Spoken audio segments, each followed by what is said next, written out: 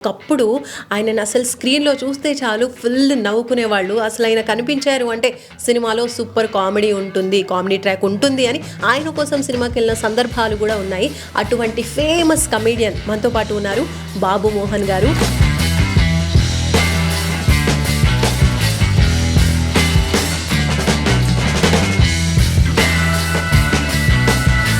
బాబు మోహన్ గారు నమస్కారం అండి. నమస్కారం. నమస్కారం. చాలా ఆనందంగా ఉంది మీతో. ఆనందంగా కాఫీ తాగుతున్నాను అందుకని. కమెడియన్తో సాంగ్ చేయించడం, అది కూడా సౌందర్య గారితో, అది సూపర్ హిట్ అవ్వడం.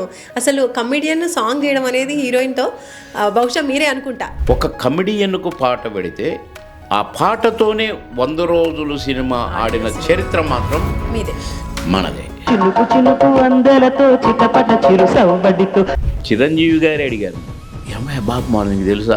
ఏంటన్నా మైలలో సాంగ్ చేసినావా? చేసినాను. ఏంటి తమాషా చేస్తున్నాడు? నాదే ఉండదు చేయండి అంటే, లేదు లేదు పాటతో హిట్ అయ్యా బాబు.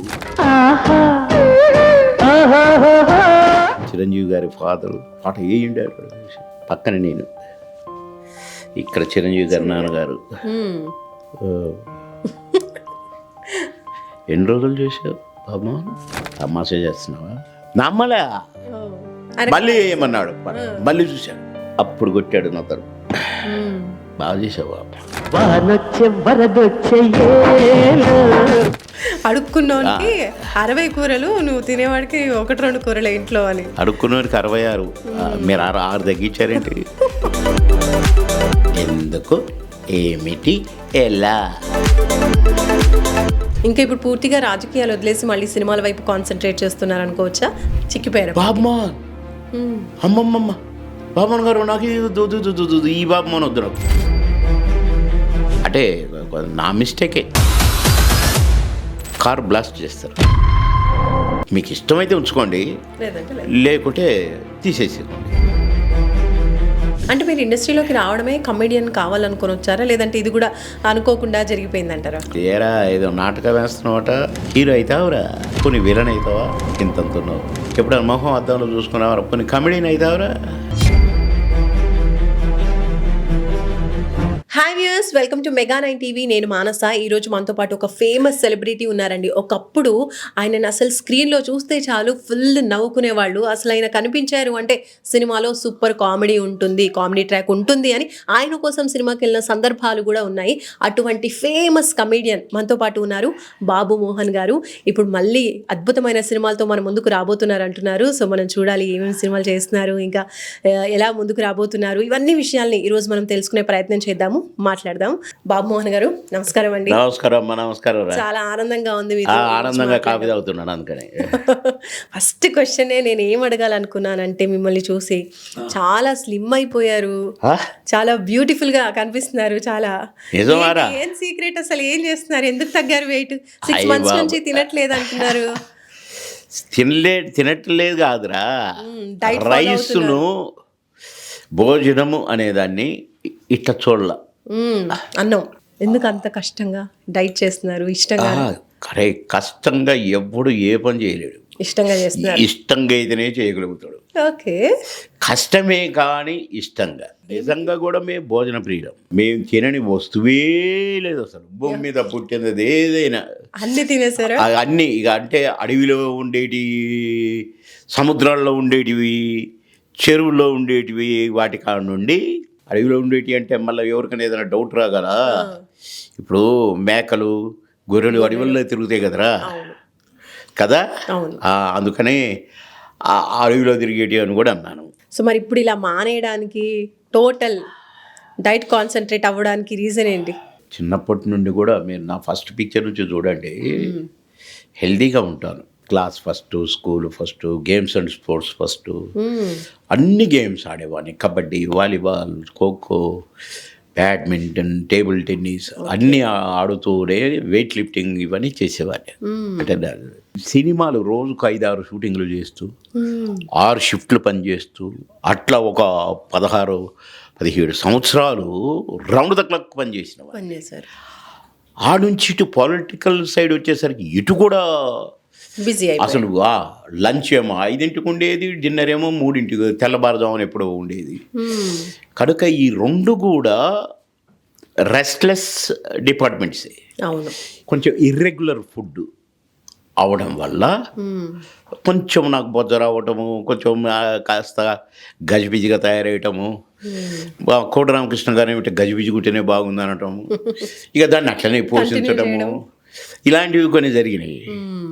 నేను దేవుళ్ళు సినిమాలో ఫస్ట్ డే షూటింగ్ పోయేసరికి కోట రామకృష్ణ గారు చిక్కిపోయారు. బాబుమాన్, అమ్మమ్మమ్మ బాబుమోహన్ గారు నాకు ఈ బాబుమోహన్ వద్దు, నాకు ఆ బాబుమోహనే కావాలి.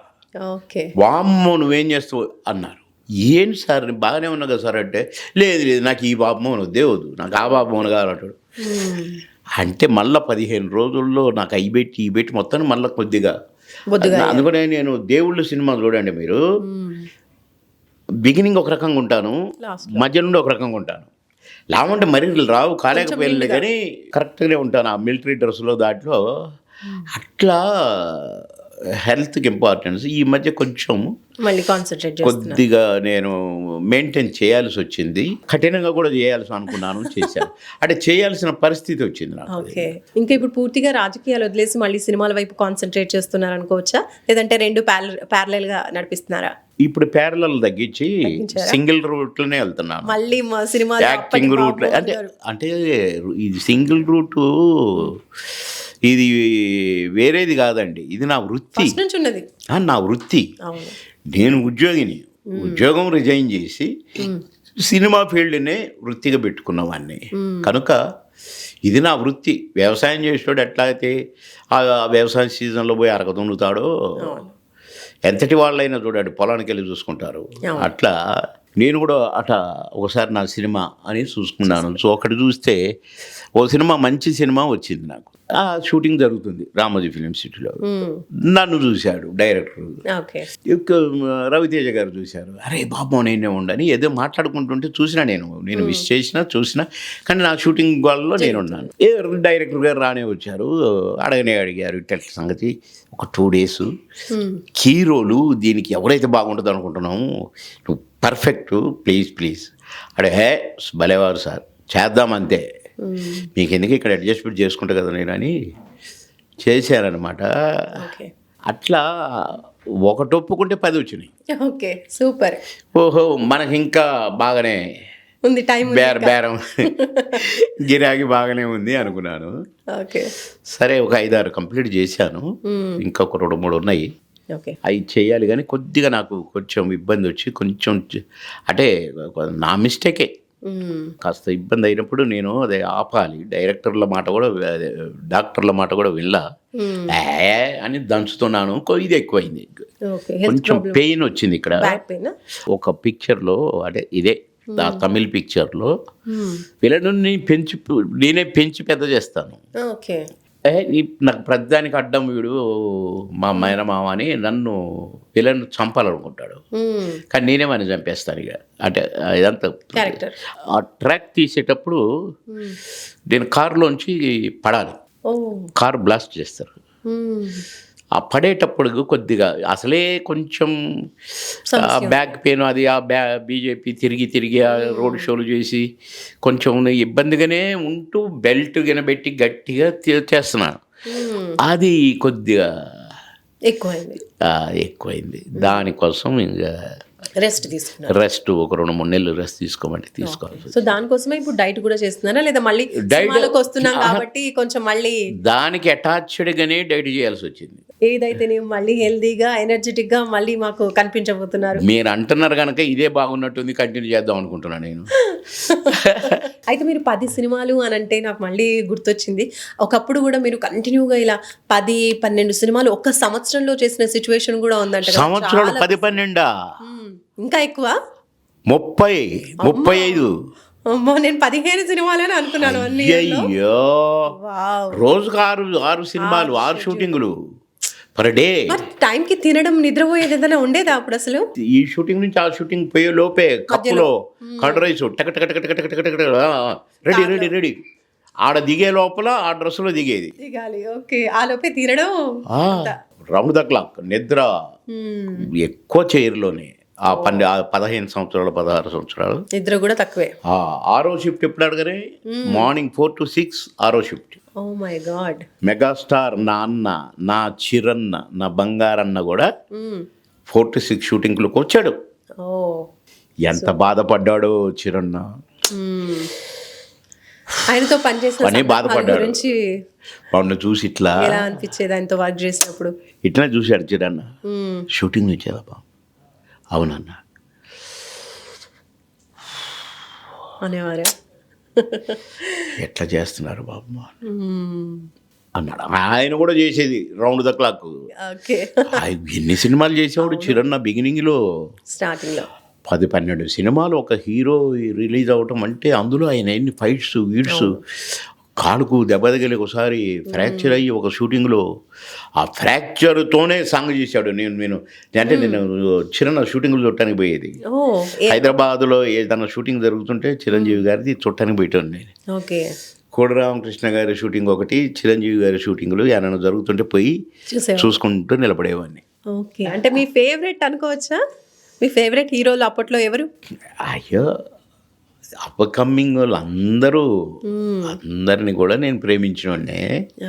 చిరణ్ అంటే కొద్దిగా ఇంకా, ఎందుకంటే అప్పట్లో ఆ స్ట్రగులు, ఆ తెగింపు, ఆ డ్యాన్సులు, ఆ డాన్స్ అసలు ఇంకా చిరంజీవి గారు అంటే డాన్స్ అంత శ్రమించేవాడు, కష్టపడేవాడు. అందుకని నాకు ఇష్టం.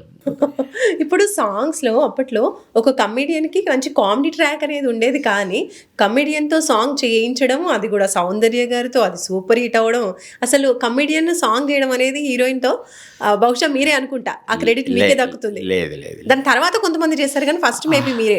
లేదు తరతరాల నుంచి ఉంది అది. రేలంగ్ గారికి కంపల్సరీ ఒక పాట ఖచ్చితంగా ఒక సినిమాలో ఉండేది. పాత సినిమాల్లో నాగేశ్వరరావు గారి సినిమాలు కానీ, ఎన్టీ రామారావు గారి సినిమాలు కానీ, ఎవరైనా కానీ, అంటే ఇక వాళ్ళే టాప్ హీరోలు అప్పట్లో. ఆ తర్వాత వచ్చిన హీరోలలో కూడా మళ్ళా రాజుబాబుకు ఉండేది. ఇందులోనే కాస్త కామెడీ హీరోగా ఉన్న చంద్రమోహన్ గారికి ఉండేది కంపల్సరీ ఒక పాట. ఓకే. కానీ ఒక కమెడియన్కు పాట పెడితే ఆ పాటతోనే 100 రోజులు సినిమా ఆడిన చరిత్ర మాత్రం మీదే, మనదే. ఒక పాటతో సినిమా హిట్. కరెక్ట్. అంటే ఇది ఎవరికి, హీరోలకు కూడా నేను వినలేదు ఒక పాటతోనే సినిమా హిట్ అయింది అనేది. కానీ నా అదృష్టం ఏంటో చిరంజీవి గారే అడిగారు నన్ను, ఏమయ్య బాబు మార్నింగ్ తెలుసా? ఏంటన్నా? ఏంటి ఏం తెలియనట్టుగా? ఏంటన్నా చిరన్న తెలియదా నీకు? తెలియదన్నా. మైలంలో ఏదన్నా సాంగ్ చేసినావా? చేసినానా. చూసావా? లేదన్నా. చూడలేదా? Super hit. చూడండి. అసలు సీరియస్గా చూసారు? చూడలేదా? ఏంటి తమాషా చేస్తున్నావు కదా? చిరన్న బలవాడి ఏదో నేను ఇట్లా కుప్పి గంతులేసి ఏదో సాంగ్ అది నేను చూసి దాని అంత ఏముందన్న. చిరన్న అంటే చిరన్న డ్యాన్సు, నాదే ఉండదు. చిరన్న అంటే లేదు బాబు తెలియదా నీకు? అయ్యో హిట్ అయ్యా, ఎన్ని రోజులు నీ పాటతో హిట్ అయ్యా బాబు అన్నాడు. నిజం అన్న అంటే నిజం. తెలియదా నీకు? తెలియదన్న. కలుపు కృష్ణారెడ్డి కలుపు. అప్పుడే కొత్తగా వచ్చిన సెల్ ఫోన్లు కలిపి తిని ఇద్దరు మాట్లాడుకుని పంపిస్తావా రీల్ అన్నాడు. మేము భాస్కర్ ప్యాలెస్లో ఉన్నాం ఆ రోజు షూటింగ్లో. రీల్ రానే వచ్చింది. చూసారు చిరంజీవి గారు, నాగబాబు గారు, చిరంజీవి గారి ఫాదరు, అందరు కూర్చొని పాట వేయండి ఏమన్నారు? ఒకసారి చూశారు. పక్కన నేను, ఇక్కడ చిరంజీవి గారు నాన్నగారు. ఎన్ని రోజులు చేశారు బాబా? 2 days అన్నా.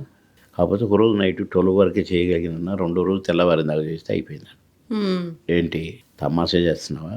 ఎన్ని రోజులు చెప్పు, నేనే కదా, నేనే 10 days రిహార్సల్ చేస్తాను. నువ్వేంటి ఒక 2 రాత్రులు అయిపోయింది అంటున్నావు?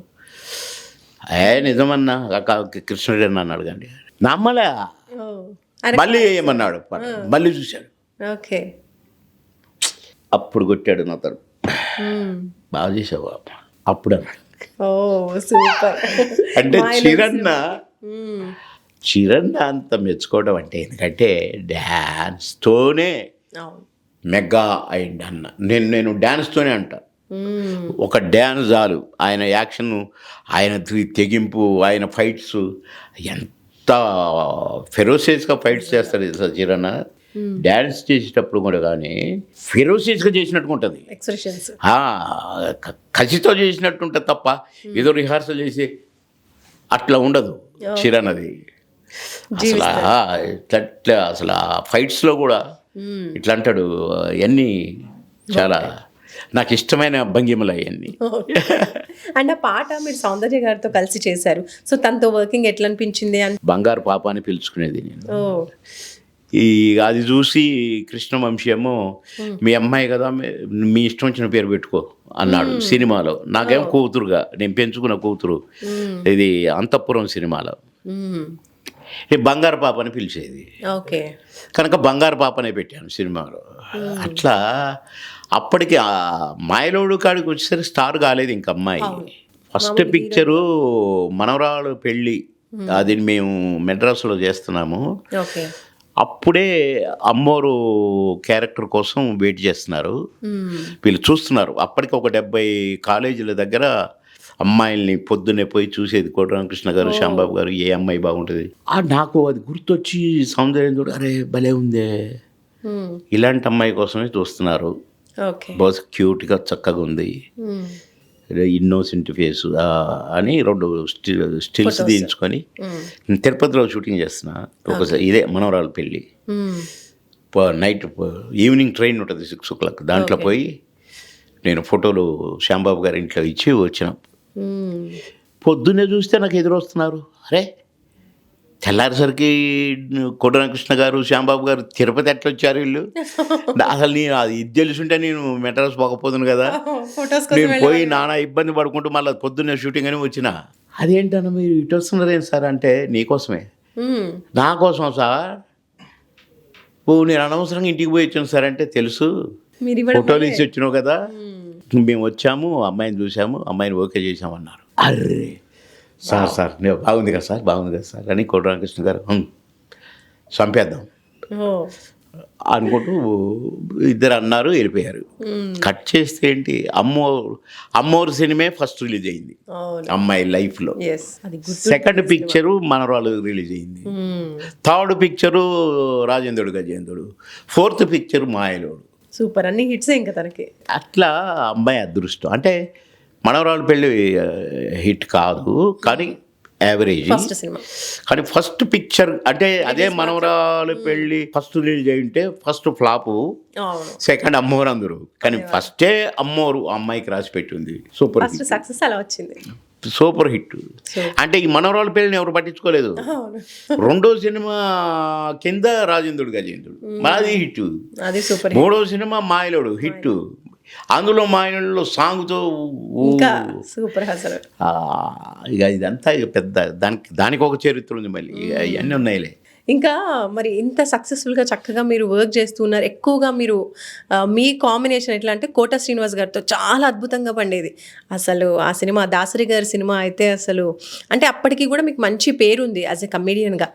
మామగారు సినిమాలో అట్లా గ్లామరైజ్డ్గా కనిపించాలి పల్లెటూరులో, ఆ గోచి పెట్టుకొని అన్నప్పుడు మీరు ఓకే అన్నారా క్యారెక్టర్కి, లేదంటే ఆలోచించారా అబ్బా ఇలాంటి క్యారెక్టరా అని? మేము దీన్ని మన సినిమా భాషలో ఏమంటారంటే వేషం అంటారు, వేషం. క్యారెక్టర్ అనరు. సినిమాలో క్యారెక్టర్ వేస్తున్నాం అనరు, వేషం వేస్తున్నాం. మన సినిమా భాషలోనే సినిమా వాళ్ళు పిలిచేది ఏంటంటే పాత రోజుల నుంచి వేషం. వేషం దొరికింది, వేషం వేస్తున్నా నెట్టమే తప్ప అందులో క్యారెక్టర్ వేస్తున్నాను, ఇప్పుడు వాడుకలోకి అందులో నటిస్తున్నాను అనేది ఇప్పుడు. అప్పుడు వేషం కనుక అది వేషం కిందనే చూసినాం తప్ప నేను గోచి పెట్టుకున్న ఊటి లాగు మీదనే ఉన్న సినిమాలు కూడా చాలా ఉన్నాయి. మసిరాసి నాకు గాడిదతో పెళ్లి జరిగిన సినిమా కూడా, గాడిదలతో పెళ్లి, కోతులతో పెళ్లి, బాబుమోహన్ కోతి అవటాలు, దేవి సినిమాలో కోటరామకృష్ణ గారు అయితే మరి అంటే అని విలన్ని తిడతారా, ఎరా ఏట్రా ఏరై అని నేను లేడీ వేషం నేను వాడిని తిట్టి అరే కోతి నువ్వు కోతి అయిపోరా అంటే అలాగే అంటాడు అనగా నేను కోతి అయిపోతా ఇప్పుడు కోతిలాగా ఉంచవచ్చు కదా బాబు. దాంట్లోనేమో క్యారెక్టర్కి చిన్న మీసం హిట్లర్ మీసం పెట్టేది నాకు. ఆ మీసం కోతికి పెట్టారండి మళ్ళీ మీసం కంటిన్యూటీ. అట్లా బాబు కోతి అయినా కూడా మీసం ఉందన్నమాట. ఓకే. సో మీరు ఎక్కువగా కోడి రామకృష్ణ గారు, దాసరి గారు ఇలా చాలా మంది అందరు డైరెక్టర్స్తో నటించాను. అందరు డైరెక్టర్స్ నన్ను ప్రేమించారు. అందరు డైరెక్టర్ నన్ను ఎంతో తోడబుట్టిన వాడిగా, మా ఫ్యామిలీ మెంబర్ మా బాబు దాసరి గారు, రే నా బిడ్డరా నువ్వు బాబు బాబు ఏడివాడు బాబుని పిలవండి పిలిచేది ఆయన. సో అందరితో మంచి అనుబంధం. రాఘవేంద్రరావు గారు కూడా ఎంతో ప్రేమగా బాబు మోహన్ హన్ నా అది వినపడాలి రాఘవేంద్రరావు గారు పిలిచి బాబు మోహన్ అని పిలిచేవారు. ఇక అక్కినేని నాగేశ్వరరావు గారు మాత్రమే అందగాడ ఎక్కడ అని పిలిచేవారు. ఓకే. ఎందుకు అందగాడ అనే పేరు ఎందుకు పెట్టారు మీకు? చెప్పలేదా, మీరు ఎప్పుడు అడగలేదా? అడగలే. అక్కినేని నాగేశ్వరరావు గారిని అందగాడని ఎందుకు పిలుస్తున్నాను అడగగలమా మనం? ఆయనే అందగాడు, రివర్స్లో ఆయన అనేవాడు. ఇక మనము మీరే అందగాడు సరే అని కూడా అనలేము మనం. అందగాడ కమాన్ ఏంటి విశేష అనేవారు. ఎన్టీ రామారావు గారు తమ్ముడు ఎక్కడ తమ్ముడు కమాన్ తమ్ముడు కమాన్ అనేవాడు. వాళ్ళిద్దరే దన్ను ఆయన అందగాడని అనేది, ఈ అన్నగారేమో తమ్ముడు అని పిలిచేది. తమ్ముడు మీరు ప్రచారానికి వెళ్ళండి చాలా బాగా మాట్లాడతారు, మీరు వారి దగ్గరికి వెళ్ళండి వారిని గెలిపించరండి వెళ్ళండి మేము ఇక్కడికి వెళ్తాం అట్లా మాట్లాడేవారు అన్నగారు. ఆ అన్నగారి వల్లనే ప్రచారాలకు వెళ్ళాల్సి వచ్చింది.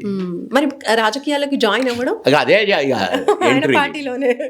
ఎంట్రీ అదే కదా ఇక టీడీపీలో. అయితే అన్నగారు చనిపోయిన తర్వాత చంద్రబాబు గారు కేసీఆర్, ఇప్పుడు కేసీఆర్ లేండి, అప్పుడు చంద్రశేఖరరావు గారు ఇక పట్టుబట్టి నన్ను ఎమ్మెల్యేగా ఒక సందర్భంలో చేయాల్సి వచ్చింది. అన్నగారు చనిపోయినాక ఇక తప్పలేదు, సరే చేశారు. 3 సార్లు ఎమ్మెల్యేగా బ్రహ్మాండం అనిపించుకున్నాను. అప్పుడు మరి మీ అనిపించలేదా అంటే సినిమా ఫీల్డ్కి దూరంగా ఉన్నాను మీరు ఇందాక చెప్పారు సినిమా అంటే ప్రతి ఒక్కరికి రైతుకి ఎలా ఉంటుందో పొలం చూసుకోవాలని, అలా నా సినిమాలు కూడా చూసుకుంటా అనేవాళ్ళు. అంటే అప్పటికే మిస్ అయిన ఫీలింగ్ ఎప్పుడు అనిపించలేదా? లేదండి, అప్పటికే టాప్ లెవెల్లో ఉన్నాను. మామగారు గేమగారు మాయలోడు ఇవన్నీ అయిపోయి టాప్ రేంజ్లో ఉన్నాను. రోజుకు 6 షూటింగ్లు చేస్తున్న టైం. అవును. ఆ టైంలో ఎమ్మెల్యే అంటే నేను చేయనన్నాను. చేయనంటే లేదు లేదు లేదు చేయాల్సిందే పార్టీ కోసం అన్నారు చంద్రబాబు గారు. సరే కేసీఆర్ గారు కూడా బాగా ప్రెషర్ పెట్టారు. కంటతడి కూడా పెట్టుకున్నాను, కళ్ళల్లో నీళ్ళు వచ్చాయి. లేదు లేదు లేదు నువ్వు చేయాల్సిందే అన్నారు. పాపం సంతకం పెట్టు అన్నారు ఒకరోజు పిలిచి. ఏంటన్నది అన్నాను, నామినేషన్ పెట్టు అన్న. ప్లీజ్ అన్న వద్దన్నా, నాకు రోజుకు 6 షూటింగ్లు చేస్తాను నేను. ఒకరోజు మీరు తిట్టారు 3 డ్రెస్సులలో వస్తావు నా దగ్గరికి అని, 3 సినిమాలు 3వ సినిమా నుంచి వచ్చినని చెప్పిన. ప్లీజ్ అంటే లేదు నువ్వు సంతకం పెట్టాల్సిందే. కంటన్ని ఇట్లా సంతకం పెట్టాల్సి వచ్చింది నామినేషన్ ఫామ్ మీద. అలా తీయారు ఇచ్చారు, ఏంటి నామినేషన్ అన్నారు, పోయాడు నామినేషన్ వేసారు. 3వ రోజు లాస్ట్ డే, నేను లాస్ట్ డేకి నేను క్యాండిడేట్ కంపల్సరీ వెళ్ళాలి, మేకప్తోనే వెళ్ళినా డైరెక్ట్. ఏదో షూటింగ్ కాడ నుండి అట్నే వెళ్ళి స్పీచ్ ఇచ్చి మళ్ళా వచ్చి తెల్లవారి దాకా ఇక్కడ షూటింగ్ చేసిన. ప్రచారం చేసిన 15 రోజులు కూడా నేను అక్కడ డేలో 9 వరకు ప్రచారం చేసి 9 నుంచి తెల్లవారి దాకా ఇక్కడ షూటింగ్ చేసి, అంటే నాకు కంటిన్యూషన్ ఉన్నాయి కదా మరి. అట్లా ఏంటి బాబు మనం కనపట్లేదు అంటే షూటింగ్ పోయిండు. ఏంటంటే ఇక చెప్పిన కేసీఆర్ గారికి, అంటే ఆయన నాకు ఇన్ఛార్జి జిల్లా మంత్రి, నా ఎలక్షన్కి ఇచ్చేది ఆయనే కదా బలవంతంగా తీసుకుపేడ చేయించింది కేసీఆర్ గారు. అప్పుడు మేము బాగా క్లోజ్ ఫ్రెండ్స్, నేను బావా అని పిలిచేది, లేదా బావ మరిది అని పిలిచేది. చాలా ఆప్యాయతగా నన్ను చూసేది. మరి ఇప్పుడు ఆయనతో అనుబంధం ఉందా, టచ్లో ఉన్నారా? ఇప్పుడు టచ్లో ఉంటాం, అంటే నేను పాలిటిక్సే వద్దనుకున్నాను కనుక టచ్ లేదు. ఓకే. సో ఇంకెప్పుడు టోటల్గా సినిమాలు ఫోకస్ చేస్తున్నారు? అనేం కాదండి, ఇది నా వృత్తి. అవును, ఈ ఫోకస్లు గీకస్లు ఏముండవు. Straight point. రాజకీయం అంటారా, ఇప్పుడు వద్దనుకున్నాను, అయినా కూడా ఇప్పుడు పనేం లేదు. ఓకే. నాకు బీజేపీ వాళ్ళు టికెట్ ఇవ్వలేదు కనుక లేకుంటే ఇప్పుడు నేను ఎంపీగా ఉండేవాడిని 100%. వరంగల్ నుంచి చేసేవాడిని. ఓకే. నేను వరంగల్లో పుట్టాను, మా నాన్న అక్కడ టీచర్గా పనిచేశాడు. ఎప్పుడు పోయినా కూడా ఎర్రబెల్లి దయాకర్రావు గారు వీళ్ళంతా నా ఫ్రెండ్స్, నా అన్నయ్యలు వీళ్ళంతా నన్ను ఎంపీగా పోటీ చేయమన్నారు. కానీ నేను బీజేపీ నుంచి చేయాల్సి వచ్చింది. నాకు టికెట్ ఇవ్వలేదు, లాస్ట్ మినిట్లో అమ్ముకున్నారు. టీఆర్ఎస్లో తూతూ అనిపించుకున్న, చీచీ అనిపించుకున్న ఒక అతనికి ఇచ్చారు. డిపాజిట్ రాలేదు. నేనైతే గెలిచేవాడిని. అయినా ఇండిపెండెంట్గా పోటీ చేయాలనుకున్నాను.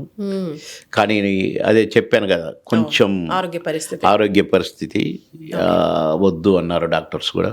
వద్దు, నీకు ఎక్కువ స్ట్రెయిన్ అయితే నీకే ప్రాబ్లం అన్నారు. సరే, వాళ్ళ మాట పాటించాలని విరమించుకున్నా. అందుకని ఎప్పుడు ఎంట్రీ అయినా అవ్వచ్చు, ఏలాంటి ఎంట్రీ అయినా అవ్వచ్చు, ఏ పార్టీలో ఎంట్రీ అవుతుందని మళ్ళీ అడిగారు మీరు కొంపదీసి. అవన్నీ ఇప్పుడు మాట్లాడేగా, అప్పుడు మాట్లాడదాం. మీకు బాగా సన్నిహితులు ఎవరు? మా అమ్మమ్మ గారి ఊరిలో అమ్మ చనిపోయింది. అక్కడ మా అమ్మ తమ్ముడు ఒకడు ఉండేవాడు. వాళ్ళు ఎవరు కూడా మమ్మల్ని చూడలేదు, చిన్నపిల్లలం. మా నాన్నగారు మెంటల్గా కొంచెం అప్సెట్ అయ్యేటో వెళ్ళిపోయారు. నాకు చిన్న చెల్లెళ్ళు పెట్టుకొని నేను ఉండేవాడిని. అక్కడి నుండి మా పెద్ద మామయ్య, మా అమ్మ పెద్దన్న ఖమ్మంలో ఉంటారు. మా మామయ్య పిలిపిస్తే ఇక మేము ఖమ్మం షిఫ్ట్ అయ్యాము. షిఫ్ట్ అయిన తర్వాత కొద్దిగా సెట్ అయ్యాము. సెట్ అయిన తర్వాత మేము సపరేట్గా, మా నాన్న ఎంప్లాయీ కాబట్టి లీవ్లో ఉన్నాడు అప్పటిదాకా, మళ్ళీ జాయిన్ అయ్యిండు ఖమ్మం వచ్చినాక. ఇక మేము సపరేట్గా ఇల్లు తీసుకొని ఉండటము, మేమంతా అట్లా. ఆ టైంలో నాకు ఒక ఫ్రెండే, ఎందుకు ఫ్రెండ్ అయ్యాడో తెలియదు కానీ, నేను హైదరాబాద్ షిఫ్ట్ అయిన దాకా, అంటే చనిపోయాడు పాపం ఆ ఫ్రెండ్. ఆయన చనిపోయాడు, నేను హైదరాబాద్ షిఫ్ట్ అయ్యాను. కానీ ఇక మేము సొంత అన్నదమ్ముల్లాగానే, ఓన్ బ్రదర్స్. ఇంట్లో కూడా అంతే. ఇంట్లో వాళ్ళందరుగా కూడా నన్ను సొంత అన్నదమ్ములుగానే అందరం అయిపోయాము.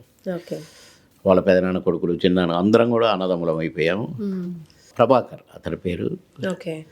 వెంకన్న అని ఒక అబ్బాయి, ఆయన ఒక చిన్నాన్న కొడుకు. ఇక మేము ముగ్గురం ఎటు పోయినా కూడా ఏదో ఒక గొడవ చేసి ఇంటికి వచ్చేవాళ్ళము. అల్లరి గోల. కానీ మళ్ళీ చదువులో నెంబర్ 1.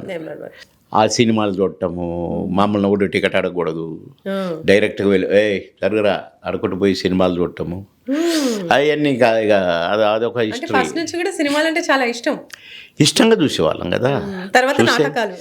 నాటకాలు కూడా నేను 3వ తరగతిలో ఉన్నప్పుడే ఒక నాటకం వేయాల్సి వచ్చింది సరదాకి. అందరు పెద్దోళ్ళు, నేను ఒక రైతు క్యారెక్టరు. ఆ మీసం పెట్టారు, రైతుగా తలకు చుట్టారు తలపాగా, చేతిలో ఒక కర్ర, పొలం నుంచి వస్తానమాట. ఏట్రా అనుకుంటూ నేను ఒక తాత క్యారెక్టర్. అసలు ఇంత పిల్లగాడికి వేపిస్తారా అంటే ఆ క్యారెక్టర్ వేసినట్టు రాలేదు ఆ రోజు. నేనేమో ప్రతి రిహార్సల్ రోజు కూర్చొని ఇంట్రెస్ట్గా చూసేవాడిని.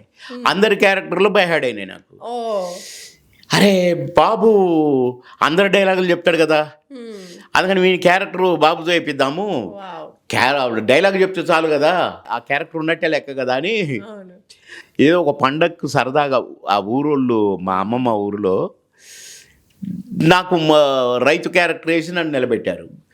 నాకు అందరు డైలాగులు వచ్చు కదా, ఎవరు డైలాగు తర్వాత ఈ డైలాగు నేను చెప్పేసేవాడిని. అట్లా సరదాగా స్కూల్లో సరదాగా అట్లా వేసేది. నేను డిగ్రీ వరకు కూడా నాటకాలు వేసిన, కానీ కాంపిటీషన్ నాటకాలు కూడా వేశాను. బెస్ట్ యాక్టర్ కూడా వచ్చాను, తాతగా వేశాను, తండ్రిగా వేశాను, విలన్గా వేశాను, రేప్ చేసే విలన్ కూడా వేశాను. అంటే మేము టికెట్లు పెట్టి కూడా వేసేది ఫ్రెండ్స్. ఆ టికెట్లు పావల టికెట్, ఆ పావల టికెట్ వచ్చిన డబ్బులు బార్ సోపులు కొని ఒక్కొక్క పీసు ఒక్కొక్క స్టూడెంట్కి ఇచ్చేది. హాస్టల్ స్టూడెంట్స్, పేదవాళ్ళకి. ఏదో సరదాగా అది అసలు నిజంగానే అది చాలా మంచి పని. అప్పుడు అనిపించలేదు నాకు, బట్టలు ఉత్తుకోండి మంచిగా అని ఒక్కొక్క పీస్ ఇచ్చేది. ఇంకొక పెద్దగా అయినాక డిగ్రీ చదివేటప్పుడేమో నాటకాలు వేస్తూనే ఉండేది. ఏదో ఒక అకేషన్కి ఏదో ఒక నాటకం. బాబు మోహన్ కంపల్సరీ ఉండాలి. కాడికి వచ్చినాం అప్పటికే. సూపర్. భోజనాలు కర్డ్ రైస్లు కానీ సాంబార్ రైస్లు కానీ హోటల్లో ప్యాకెట్ తీసుకొని ఒక 10 పొట్లాలు ఎవరైనా పేదవాళ్ళకి ఇచ్చుకుంటూ రిహార్సల్కి రావాలి. అట్లాంటి వాళ్ళనే మేము నాటకంలో పెట్టుకునేది. మీరు అలా పెట్టారా రూల్? నేనే. ఓ, ఇక అంటే అప్పటి నుంచి కూడా అంటే నాటకాలు చేస్తూనే కొంచెం ఇట్లా ప్రజాసేవ అన్న వైపు ఉంది మీకు. అంటే పాపం ఏదైనా చెయ్యాలనేది, ప్రజలకి ఏదైనా చెయ్యాలి పేదవాడికి అనేది ఉండేది. అట్లా పొట్లాలు అందరూ డిస్ట్రిబ్యూట్ చేసుకుంటూ రావాలి. నేను కూడా డిస్ట్రిబ్యూట్ చేయాలి 10. సూపర్. 10 అన్నం పొట్లాలు పంచి రిహార్సల్కి వచ్చేదండి. మామూలు విషయం. అట్లా సరదా నాటకాలు అంతే తప్ప ఏదో సినిమా యాక్టర్లం అవుతాము. అబ్బో, అప్పుడు మీ ఏజ్ ఎంత ఉండొచ్చు? నేను 10th క్లాస్ అప్పుడు. 10th క్లాస్ అంటే ఒక 15-16 ఇయర్స్ అదే అంతే. 10th class. ఇక డిగ్రీకి వచ్చాము. డిగ్రీ నుంచి పోస్ట్ గ్రాడ్యుయేషన్కి వచ్చాము. కానీ నాకు ఇంటర్వ్యూ కాల్ లెటర్ వచ్చేసరికి ఫస్ట్ ఇంటర్వ్యూ పోవాలని అందరు గొడవ చేస్తే ఫస్ట్ ఇంటర్వ్యూ ఇది నేను చదువుకుంటారో మర్రో నేను ఎంఏ కంప్లీట్ చేయాలంటే నేను ఫస్ట్ ఇంటర్వ్యూ అది కూడా రెవెన్యూ డిపార్ట్మెంటు, కలెక్టర్ కూడా అవ్వచ్చు, మా మాట ఇంటరా అని మా నాన్న చదువుకున్నవాడు కదా. మా మేనమామలు అందరూ గొడవ చేస్తే అని కొట్టుకుంటూ పోయినా. తీరబోతే 120 మంది ఇంటర్వ్యూకి వస్తే 18 మంది సెలెక్ట్ అయ్యారు. 18లో నేను ఒకటి ఉద్యోగం రెవెన్యూ ఇన్స్పెక్టరు. అట్లా అన్నీ కూడా ఏదో అనుకోని కాలేదు. అట్లనే సినిమా యాక్టర్ కూడా ఏదో అనుకోని అవ్వలేదు, ఏదో అట్లా. అంతేగాని నాటకాలు వేసి సినిమా యాక్టర్ అవుదామని మాత్రం నాటకాలు వేయలేదు.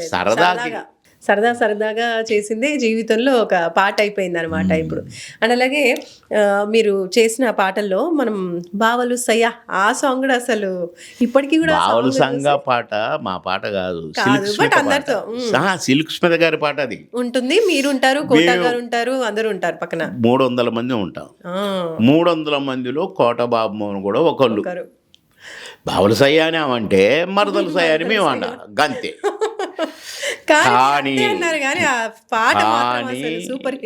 నాకు పెర్ఫార్మెన్స్కు అవకాశం దొరికింది గనక, ఆ పాటలోనే నేను మార్కులు కొట్టే అవకాశం దొరికింది గనక మార్కులు కొట్టాను గనక బాబు మోహన్ పాట అయిపోయింది. అది సిల్క్ స్మిత పాట కాదు.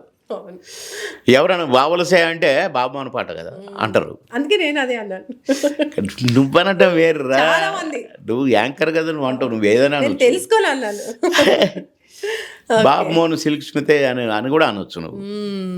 అంటే సిల్క్ స్మిత గారితో కూడా మీకు మంచి అనుబంధం ఉండేదంట కదా, ఎక్కువగా మిమ్మల్ని బాస్ అని పిలిచేవాళ్ళు. ఎందుకు అంటే అందరికీ కూడా ఎక్కువ మర్యాద అంటే కొంచెం పొగరుగా గంభీరంగా ఉండేవాళ్ళు సిల్క్ స్మిత అని, ఎవరు వచ్చినా కేర్ చేసేవాళ్ళు కాదు అని. అట్లాంటిది మరి మిమ్మల్ని బాస్ అంటే మేము చాలా సాంగ్స్ ఉన్నాయి మా ఇద్దరి, కాంబినేషన్ కూడా చాలా ఉన్నాయి. కాకపోతే ఎందుకో నేనంటే అభిమానము, నాకు కూడా ఆమంటే అభిమానం. నేను చాలా గౌరవించేవాడిని సిల్క్ స్మిత గారిని. నేను సిల్క్ స్మిత గారు అంటున్నా చూడండి. అట్లా ఆమె క్యారెక్టర్ ది గ్రేట్ మనిషి. కానీ అలాంటి ఆవిడ మీదే ఎన్నో అలిగేషన్స్ వచ్చాయి. ఆమె సడన్ గా చనిపోవడము ఇవన్నీ కూడా. ఎలిగేషన్స్ ఏం లేవండి, రూమర్స్. వెధవ చంపాడు, ప్రేమించిన వాడే చంపాడు, అంతవరకే. అంతకంటే ఎక్కువ మాట్లాడటం సన్నిహితంగా ఉండే ఆవిడ అలా చనిపోయింది అన్నప్పుడు మీకు బాధ అనిపిస్తుంది కదండి. ఎందుకంటే ఇద్దరం కలిసి మేము బావలసయ్యే కాదు, ఇంకా చాలా పాటలు చేశాము. బావొస్తే మామొస్తే నమస్తే పువ్విస్తా అదే అని అట్లా చాలా పాటలు ఉన్నాయి. మా మంచి పాటలు ఉన్నాయి.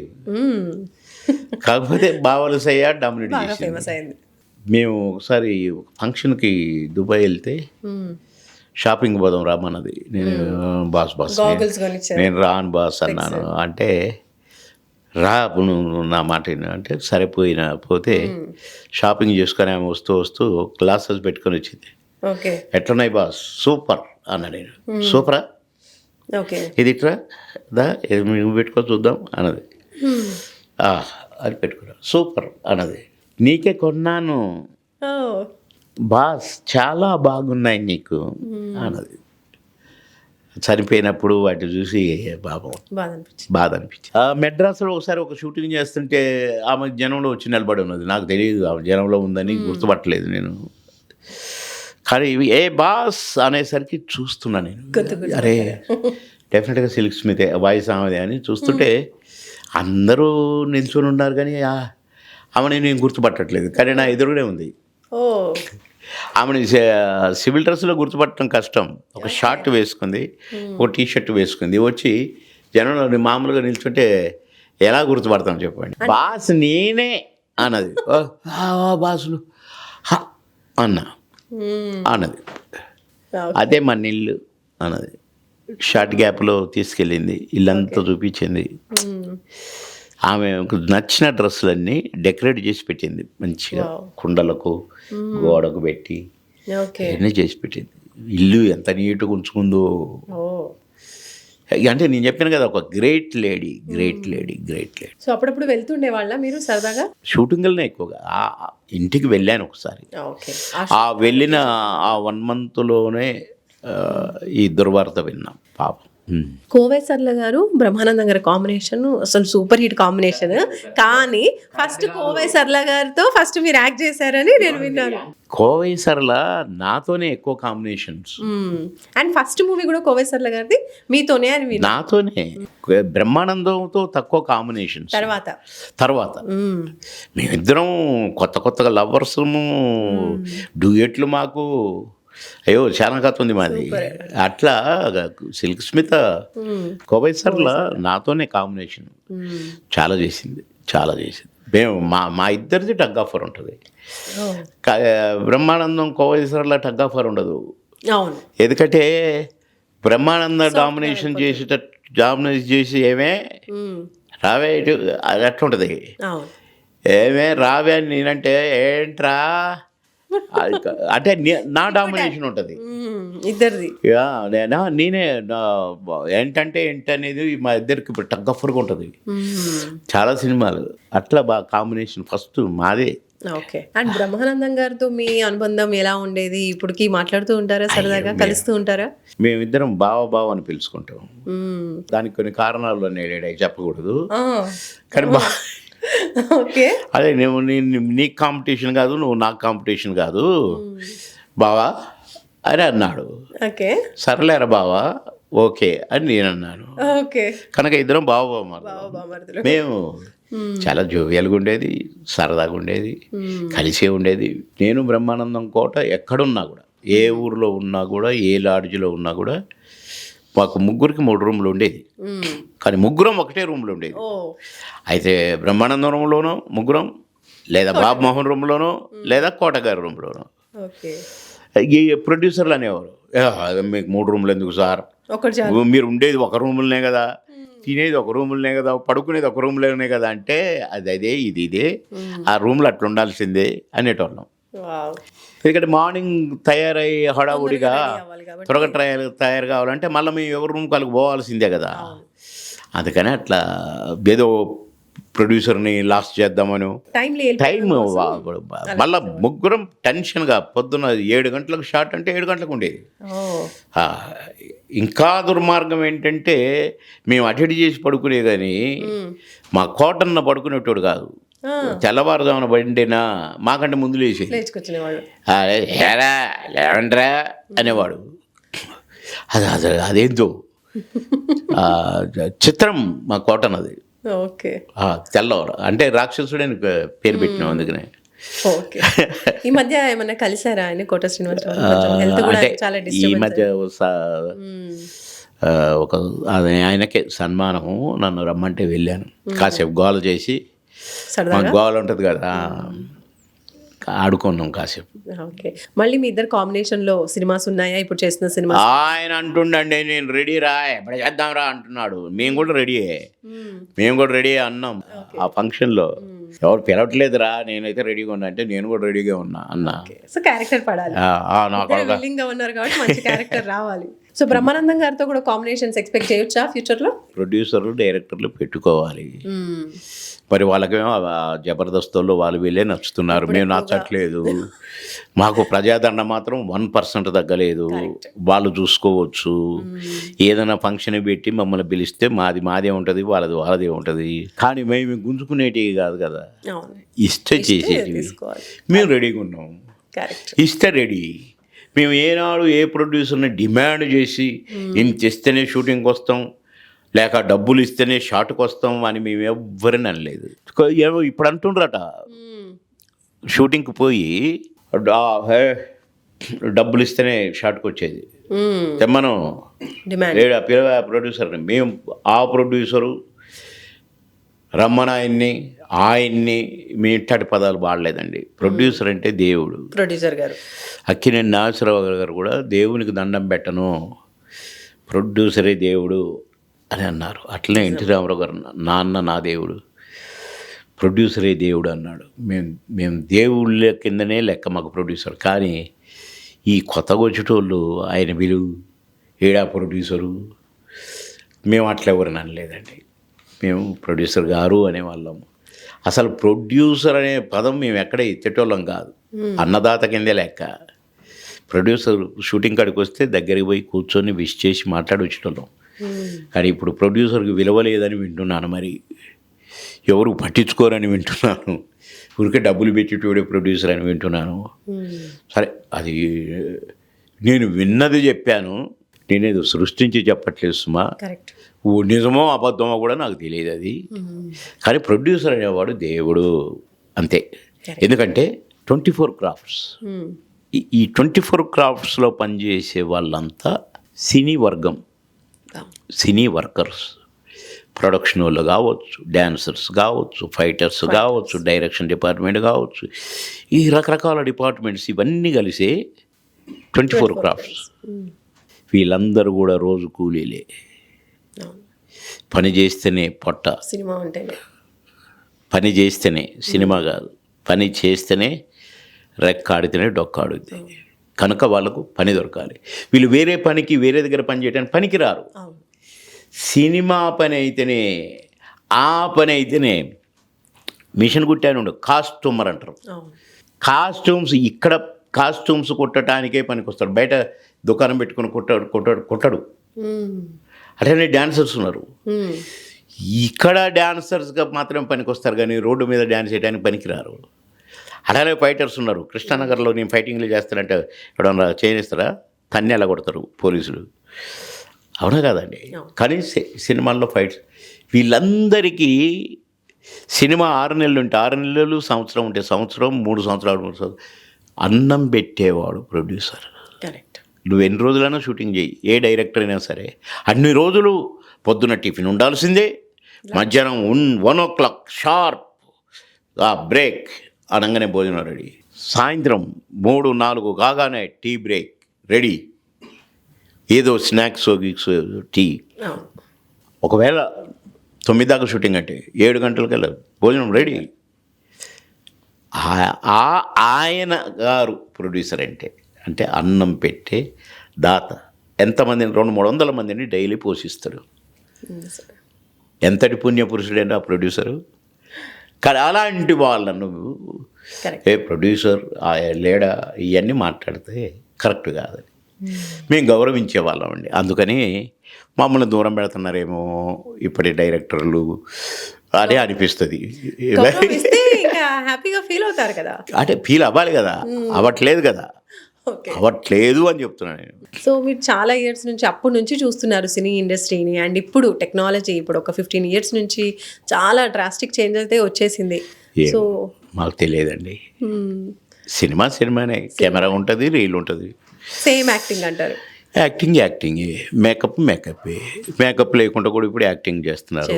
ఎందుకంటే ఫిలిమ్స్ అట్లా వచ్చినాయట, మేకప్ వద్దంట, న్యాచురల్గా ఉండాలంట. కానీ గతంలో మేకప్ లేకుండా కెమెరా ముందుకు వచ్చేటోళ్ళు గారు, ఇప్పుడు మేకప్ వేసుకొని వస్తే తుడిపిస్తున్నారు. సరే, అంటే ఒక్కొక్కరు ఒక్కొక్కటి. కెమెరామెన్స్ కూడా లేటెస్ట్ కెమెరాలు వచ్చాయి, లేటెస్ట్ టెక్నాలజీతో వాళ్ళు తీయాలనే తపన కెమెరామెన్లకు కూడా ఉంటుంది. దాన్ని నేను తప్పు పట్టట్లేదు. కెమెరామెన్కు ఆయన ఈ క్యారెక్టర్ని నేను ఈ అందంలో తీయాలనుకున్నప్పుడు ఆయన యాంగిల్ ఆయన చూసుకుంటాడు. మేకప్ లేకుంటే కూడా మేకప్ వేసుకున్న దానికంటే అందంగా చూపించే కెమెరామెన్లు ఉన్నారు. టాలెంట్. అది వాళ్ళ ఇష్టం. అండ్ అలాగే ఇప్పుడు చూసుకున్నట్లయితే మన Telugu cinema industry pan India లెవెల్కి వెళ్ళిపోయింది. ఇప్పుడు చాలా సినిమాలు కూడా ఏంటంటే పాన్ ఇండియా అంటే వరల్డ్ వైడ్గా మన తెలుగు సినిమాని చూస్తున్నారు, ఆదరిస్తున్నారు. అప్పుడు కూడా చూశారండి, కోట్లు కోట్లు లక్షలు మన సినిమాకి అందిస్తూ ఉన్నారు ఎవరన్నారు ప్రేక్షకులు. ఏమండి ఇప్పటిగా కూడా డబ్బులు రాలేదని చాలా మంది ఇప్పుడు చిన్న సినిమాలు తీసిన వాళ్ళు చిన్న సినిమాలు కింద మీద అవుతున్నారు. అప్పట్లో చిన్న సినిమాలు తీసిన వాళ్ళుగా కూడా మా వల్ల బతికినాయంట. కోట శ్రీనివాసరావు, బాబుమోహన్, బ్రహ్మానందం వల్ల చిన్న సినిమాలు బతికినాయి అని చెప్పారు. ఇప్పుడు పాన్ ఇండియా ఎందుకైందంటే ప్రతి సినిమా సినిమా తీసిన ప్రొడ్యూసర్ సినిమా కాలే. అమెజాన్ వీళ్ళు ఏంటంటే వరల్డ్ వైజ్ సినిమాని ప్రమోట్ చేస్తున్నారు కనుక ఏ దేశం, నాకు సన్మానం జరగని దేశమే లేదు. అన్ని దేశాల్లో కూడా మన తెలుగు వాళ్ళు ఉన్నారు. ఎక్కడికి ఈ సినిమా పంపినా కూడా ఆ మందం అక్కడ సినిమా రిలీజ్కి ఎంత డబ్బులైనా ఆ మందం సినిమాలు చూసే మన తెలుగు వాళ్ళు ప్రతి దేశంలో ఉన్నారు. కనుక వీళ్ళు అప్పుడు ఇంతకుముందు మన సినిమాని తీసుకెళ్ళి అక్కడ వేసేది లేదు. ఇప్పుడు మన సినిమాని అమెరికాలో వేయాలంటేనే అమెరికాలో మొదటి నుంచి మన తెలుగు వాళ్ళు సెటిల్ అయిపోయారు అక్కడ. అలాంటి అమెరికాలో మన తెలుగు సినిమా వేయాలంటే ఇక్కడ నుంచి బాక్స్ పంపితే ఆ బాక్స్ పులినప్పు ముట్టినాక సినిమా హాలు దొరికితే ఫలానా రోజున తెలుగు సినిమా వేస్తున్నాము అని తెలుగు సంఘాలలో చెప్పితే అప్పుడు ఆ రోజు ఒక షోను 2 షోలు వేస్తే అబ్బా సినిమా చూసినాం అనేది మళ్ళీ ఆ డబ్బా తిరిగి వెనక్కి వచ్చేది. 2 షోలు 3 షోలు వేసి, కాకపోతే కొన్ని ప్లేసులుగా కూడా తిప్పేవాళ్ళు ఆ డబ్బాని అంతే. కానీ ఇప్పుడు అట్లా కాదు. ఇప్పుడు ఈ అమెజాన్ వల్ల ప్లస్ ఓటీటీ వల్ల ఇది పాన్ ఇండియా మీరు అన్నది అది అయింది అంతే తప్ప ప్రొడ్యూసర్ బాక్సులు పట్టుకొని పోయే సిస్టమ్ పోయింది. ఇప్పుడు అంత టీవీలు ఆన్లైన్లో ఇవన్నీ. సో అప్పుడు బాగుందంటారా? ఇప్పుడు ఈజీ అయిపోయింది కదా. అంటే ఎవరు బాగు వాళ్ళకు ముద్దు, మాకు ముద్దు. ఎందుకంటే మా సినిమా అందరు చూస్తున్నారు, అన్ని టీవీలు వస్తున్నాయి. ఎవడు టీవీ పెట్టినా మా సీన్లు కనపడుతున్నాయి. మా సీన్లని ముక్కలు చేసి ఇప్పుడు ఈ ఇంటర్వ్యూని ఎన్ని ముక్కలు చేస్తారో. నేను మొన్ననే ఒక ఇంటర్వ్యూ చేశాను. వాడు 33 ముక్కలు చేసి మోహన్ బాబు గారు ఏమయ్యా అన్నారన్నది ఒక ముక్క చేశాడు.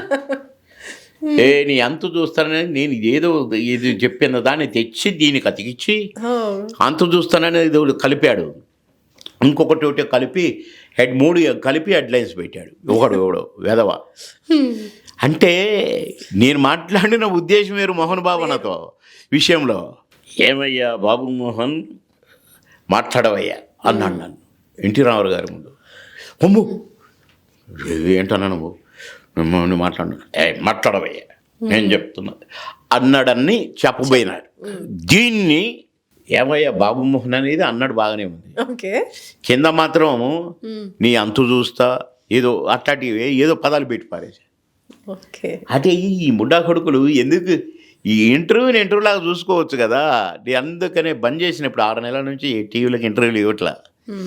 ఇక మెగా అని ఉండేసరికి ఇప్పుడు నాకు వెనకాల 20-25 ఉన్నాయి టీవీలు నా వెనక. ఇప్పుడు నా సెల్ ఫోన్ ఇట్లా ఆన్ చేస్తే మీకు తెలుస్తాయి ఎన్ని ఫోన్లు వచ్చినాయో. కానీ మెగా అని చూడంగానే నా అన్న పేరు పెట్టిండు. అయ్యే బాబు ఈ భాస్కర్ ఇక తప్పదు ఇది అని నిన్ననే చెప్పిండు. నిన్ననే నేను తప్పకుండా చేద్దాం తమ్ముడన్న. ఇవాళ ఒక దగ్గర ఉన్నా, అక్కడ చిన్నగా చమకా ఇచ్చి వచ్చిన. ఇప్పుడు అక్కడ ఫోన్ వచ్చిందో రాలేదో తెలియదు. చాలా పెద్ద ఆఫీసర్తో మాట్లాడాలి. సో ఇంత బిజీలో కూడా మా కోసం వచ్చినందుకు thank you first of all.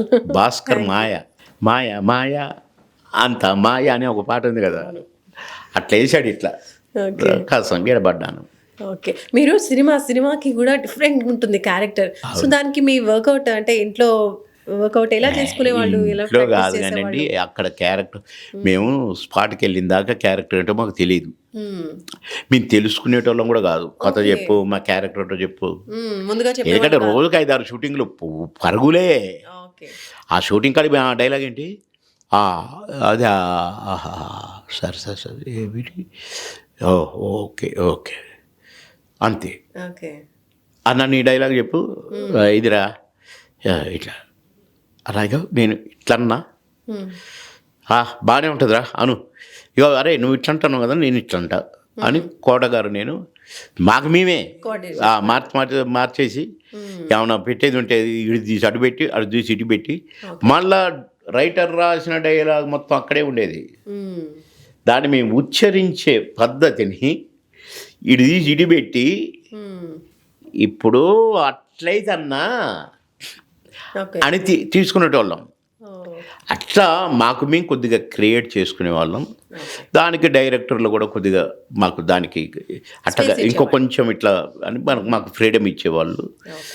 నువ్వు చేసింది బాగుంది అనేది కొన్ని సందర్భాల్లో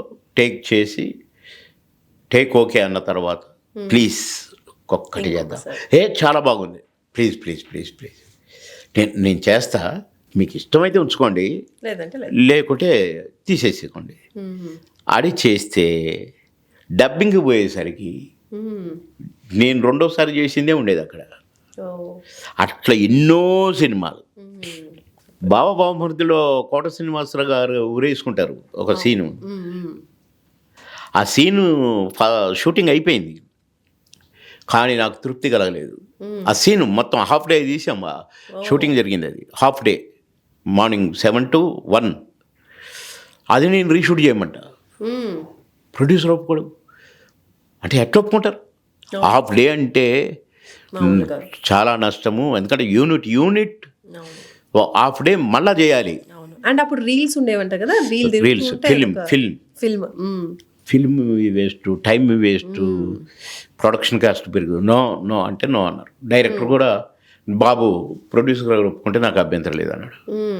ఇక నేను బ్రతిమలాడి ప్లీజ్ అన్న అని చెప్పి రీషూట్ చేయించిన. అంటే ఎందుకు మీకు నచ్చలేదు, మళ్ళీ ఎందుకు చేయించారు అప్పుడు రీషూట్? నాకు నచ్చలేదు, నాకు తృప్తిగా ఇంకా బాగా చేయాలనిపించింది. ఓకే. నచ్చకపోవడం అంటే నా ఇంటికి కాదు, ఇంకా బాగా చేద్దాం. ఎందుకంటే ఆ ఊరేసుకునే సీన్లో నేను ఆయనని బాగా ఏడిపేయటం ఇదంతా ఉంటుంది. అన్నా నువ్వు వీరాది వీరుడు అన్నా, సూరాది నువ్వు ఊరేసుకోవడానికి భయపడతామేంటన్నా, నువ్వు ఇంత పిరుకుడు అనుకోలేదు. వేసుకో అన్నా, నీకెందుకన్నా నువ్వు చచ్చిపోగానే నీ కిడ్నీ ఒకళ్ళకు, నీ ఇది ఒకళ్ళకు, నీ అది ఒకళ్ళకు, మొత్తం నేను నీకెందుకని నేను దానం అది నీ ఇదంతా నీ ఊడేసుకున్నా అంటనమాట. చూస్తుంటాడు నా కొడక నన్ను ఇరికిస్తున్నావులే అని చూసి తీర నేను ఆశపడ్డా ఊరేసుకోవడానికి చేస్తాను అని నేను ఆయన ఉరిది గుంజుకొని నేను ఆయనకి వేయడానికి పోతుంటే టక్కున తీసి నాకు ఊరేసి నా కొడక అప్పటి నుంచి చూస్తున్నా అదనమాట సీన్. దాన్ని ఇంకా బాగా చేయాలి అని రీషూట్ చేశారు. చేసిన తర్వాత చూస్తే ఇదే ఉంది. ప్రొడ్యూసర్ కూడా వెరీ గుడ్. నేనేమో అనుకున్నా, నేను ఇది మొన్న కూడా అడిగిన, నేను మొన్న ఎడిటర్ మోహన్ గారు వచ్చారు, హిట్లర్ సినిమాని రిలీజ్ చేయడానికని ప్రెస్ మీట్ పెట్టారు మొన్ననే. సార్ ఆ రోజు కోపం రాలేదు కదా, ఆ సీన్ రీషూట్ చేయించినంటే బాబమ్మ చాలా బాగా వచ్చింది తెలుసా, నువ్వు చాలా మెరుకోరు, నువ్వు మామూలు కూర్చొని మాట్లాడి తర్వాత ఇట్లా పండుకొని మాట్లాడి కాళ్ళు పైకి పెట్టి మాట్లాడి ఇవన్నీ చేసినావు, అంతకు ముందేం కూర్చొని చేసినావు నువ్వు, అసలు మళ్ళా గడ్డి ఇట్లా నోట్లో పెట్టుకొని ఇప్పుడు అన్న ఇవన్నీ అనుకుంటూ చేసినమాట. అదే దానికే ఇంకా బాగా చేయాలనుకొని కొద్దిగా అంటే ఇంప్రూవైజ్ చేసుకున్నాను. అట్లా చాలా చేసినాం మేము. ఆ సినిమా అంతా కూడా ఆయన ఎక్కువగా ఏడిపించడమే ఉంటుంది. ఆయన నన్ను ఏడిపించేది, నేను ఆయన్ని ఏడిపించేది. ఆయన ఒక మాట అంటే నేను 2 మాట్లాడేది. అడుక్కున్నోడికి 60 కూరలు, నువ్వు తినేవాడికి 1-2 కూరలు ఇంట్లో అని. అడుక్కున్నోడికి 66, మీరు 6 తగ్గించారేంటి? ఓకే కాదు, ఆ సినిమాలో ఏదైనా డైలాగ్ మా కోసం ఒక్కసారి. అట్లా రాదు. సరే, మాయలోడు సినిమాలోని ఎందుకు, ఏమిటి, ఎలా, అదొకటి మీ మాటలో. అది పెడితే ఏంటి ఇదేం డైలాగ్ అనుకున్నా. మ్మ్. దీన్ని ఎందుకు ఏమిటి ఎలా అంటే కరెక్ట్ కాదని ఎందుకు. అప్పటికప్పుడే అది చిన్న మీసం ఉండేది కదా, మ్మ్. దానికి ఎక్స్ప్రెషన్ ఇవన్నీ కలుపుకొని తిట్ట ఇవన్నీ పెట్టి అంటే బాగుంటుంది అని ఎందుకు ఏమిటి ఎలా అని కలుపుకొని ఆ డైలాగును బట్టి అక్కడ అవతల దాన్ని బట్టి నేను నా ఎక్స్ప్రెషన్స్ తోటి అనేమన్నది. అవును, అది ఉత్తగానే ఎందుకు ఏమిటి ఎలా చెప్పు అంటే ఉండదు. కామన్. ఎందుకు ఏమిటి ఎలా అవన్నీ ఇన్ని తిప్పేవన్నమాట. ఆ మీసం గీసం అవన్నీ బాగా దానికి ఇంకా ప్లస్ అయినాయి. అవన్నీ చూసుకొని ఆ టోపీ గీపి అన్నీ పెట్టేది కదా. అట్లా ఆ గెటప్లో దానికి సరిపడే విధంగా చేసేవాళ్ళం. మళ్ళీ అంటే మీరు ఇండస్ట్రీలోకి రావడమే కమెడియన్ కావాలనుకొని వచ్చారా, లేదంటే ఇది కూడా అనుకోకుండా జరిగిపోయిందంటారా? అసలు ఎట్లా అనుకుంటానండి, మా తహసీల్దార్లకి నేను ఏరా ఏదో నాటకం వేస్తున్నావట, ఎందుకురా టైం వేస్ట్, ఏమవుతావు, హీరో అవుతావురా, పోనీ విలన్ అవుతావా, కింతంతున్నావు, ఎప్పుడైనా మొహం అద్దంలో చూసుకున్నావరా, పోనీ కమెడీని అవుతావురా, యూస్లెస్ ఫెలో, మంచిగా చేసుకోవచ్చుగా ఉద్యోగం, దీన్ని వదిలేసి సెలవులు పెట్టి నాటకాలు ఎదుకురా అని తిట్టిండు నన్ను ఒక తహసీల్దార్. నిజమే, ఆ తిట్టినప్పుడు మామగారు సినిమా రిలీజ్ అయినాక నాకు పెద్ద సన్మానం, ఓకే, ఖమ్మంలో. ఆగా నన్ను భుజాల మీద ఎత్తుకొని తీసుకుపోయి అక్కడ స్టేజ్ మీద దింపారు. దింపినాక చూస్తే ఇది స్టేజ్ కదా, ఇటు మూలకి కూర్చొని ఉన్నాడు చూస్తున్నారు. నన్ను తిట్టిన తహసీల్దార్. ఆయన ఆడియో పోయాడు అప్పటికి. ఓహో, చూస్తే తహసీల్దార్, సార్ కూర్చో లేదు సార్ అని దూకి పోయి, సార్ నమస్కారం, బాగుంటుంది సార్ అంటే రే అని కగులిచ్చుకొని కళ్ళ నిండా నీళ్ళు ఆయనకి, సాధించావురా, గర్వంగా ఉందిరా అని కళ్ళల్లో నీళ్ళు. వెళ్ళు, నేను చూసుకోవాలి, నేను కళ్ళారా చూసుకోవటానికే నేను వచ్చి ఇక్కడ కూర్చున్నా అన్నాడు. నాకు సన్మానం ఇక నేను మాట్లాడిన ఇవన్నీ చూసి లాస్ట్కి వెళ్ళేటప్పుడు మళ్ళీ నన్ను ఎత్తుకునేసరికి సార్ అంటే అన్నాడు. అట్లే చూస్తున్నాడు నన్ను, అంటే నన్ను వేరా అని యూస్లెస్ ఫెలో అని తిట్టాడు కదా. అంటే దేవుడు అంత పెద్ద ఛాన్స్ ఇచ్చాడు నాకు, ఊహించనిది. ఏ సినిమా యాక్టర్ అయిదామని నాటకాలు వేయలేదు, సినిమా యాక్టర్ అనుకోలేదు, అసలు ఊహించనిది సినిమా యాక్టర్ అవ్వటం. నేను ఇప్పటికీ సినిమా యాక్టర్ అయినని అనుకోను, ఏదో చేసినాం, ఏదో ఇచ్చిర్రు అనుకుంటామే తప్ప నేనేదో సినిమా యాక్టర్ అయ్యానని, నేనేదో స్టార్ అయ్యానని, నేనేదో బ్రహ్మాండంగా నేను ఎప్పుడు అనుకోను. కళామ తల్లి దీవెన, ఆ కళామ తల్లి ఇట్లా చేయరా అంటేనే చేసినాం, ఆ దేవుడు ఈ క్యారెక్టర్ వేయరా అంటేనే వేసినాం, అంతేగాని మా సొంతం ఏమీ లేదు, మా సొంతం ఏది కాదు, అంతా ఆ కళామ తల్లి ఆ దేవుడిది. అప్పుడు ఆ సినిమాకి రెమ్యునరేషన్ ఎంత వచ్చింది, ఎంత ఇచ్చేవాళ్ళు? ఇవన్నీ మాట్లాడకూడదులేండి. అంటే అప్పట్లో ఎలా ఉండేది రెమ్యునరేషన్, ఇప్పుడు ఎలా? అసలు మేము ఎప్పుడు రెమ్యునరేషన్ అని అడిగేటోళ్ళం కాదు. నేను ఒక 5-6 సినిమాల దాకా రెమ్యునరేషన్ నాకు వద్దనేది స్టార్టింగ్లో. ఇది నా అదృష్టం అని అనుకునేవాడిని, అంతే తప్ప మేమెప్పుడు ఏనాడు ఏ ప్రొడ్యూసర్ను రెమ్యునరేషన్ ఎంత ఇస్తావు, ఇన్ని రోజులు కదా ఎంత, మేమెప్పుడు అడగలేదు. ఇదో ఇంత ఇద్దాం అనుకుంటున్నాం, okay sir thank you, ego advance thank you sir. కాకపోతే డబ్బింగ్ అప్పుడు మాత్రం 2-3 షెడ్యూల్ తర్వాత డబ్బింగ్ ఉండేది కనుక ప్రొడ్యూసర్ గారితో చెప్పవా బ్యాలెన్స్ ఏమన్నా ఇస్తారేమో, అంతే, నిదానంగా అడిగేవాడు, అంతే తప్ప మరి ఆ డబ్బులు బ్యాలెన్స్ ఏనాడు. మా జన్మ ధన్యం అనుకోవటమే తప్ప మేము యాక్టర్లం అవుతామని అనుకోలేదు, యాక్టర్లం అని అనుకోలేదు, రెమ్యునరేషన్ అనుకోలేదు, ఓ బ్రహ్మాండంగా నటించను అనుకోలేదు. ఇవి మా సొంతం మాత్రం కాదు. మేము ఉత్త బాబు మోహన్ని ఏం చేసిండో నాకు తెలియదు. ఆ పూనకం, ఆ కలామ తల్లే పూనుకొని ఇట చేయరంటే ఇట చేసినాం, అట చేసినాం, అంతే. ఆన్ స్క్రీన్ వచ్చేసి మీరు కమెడియన్ గా అద్భుతంగా ఇంకా ఇరగదీస్తూ ఉంటారు అసలు. కామెడీగా చేశాను, హీరోగా చేశాను, విలన్గా చేశాను, క్యారెక్టర్ యాక్టర్గా, తాతగా, తండ్రిగా, తర్వాత బ్రహ్మానందానికి తండ్రిగా పెదరాయుడు. అవును. సో మీకు మామూలుగా ఎలాంటి సినిమాలు అంటే ఇష్టం? ఏ జానర్ సినిమాల్ని ఎక్కువగా ఇష్టపడుతూ ఉంటారు మీరు? ఏమండి, మా ఇష్టం చూడడానికి మాది కాదని చెప్పిన కదా. ఓకే. ఏదైనా అది ఒక వేషం, అదొక గెటప్. ఓకే. ఇట్ట చెయ్యన్నారు, చేసినాం, అంతే తప్ప ఇదేద్దాం అదేద్దాం, శోభనబాబు గారిలాగా వేద్దాం, కిరణాసురావు గారిలాగా వేద్దాం, ఇదో ఇలాంటి కళలు ఎప్పుడు కనలేదు. రాజుబాబు గారిలాగా రాజుబాబులో అయిదాము, రేలం గారిలాగా రేలంగా అయిదాము, వాళ్ళలాగా. ఇది ఒక ఆర్టిస్ట్ చెప్పారండి, నేను రాజుబాబునే అయ్యాను అనుకోండి, రాజుబాబు ఉన్నాడుగా, ఇంకొక రాజుబాబు అక్కర్లేదా, మగ గెడట్ అంటారు. అంటది సినిమా ఇండస్ట్రీ. అంటారు కాదు, అంటది సినిమా ఇండస్ట్రీ. కనుక మన సొంతం ఉండాలి. మా సొంతం మేము చేసుకున్నాం, కానీ మేము ఒకళ్ళది ఎవరిది మేము అరుగు తెచ్చుకొని చేయలే, ఒకళ్ళని అనుకరించలేదు మేము. కనుక అది కుదరదండి.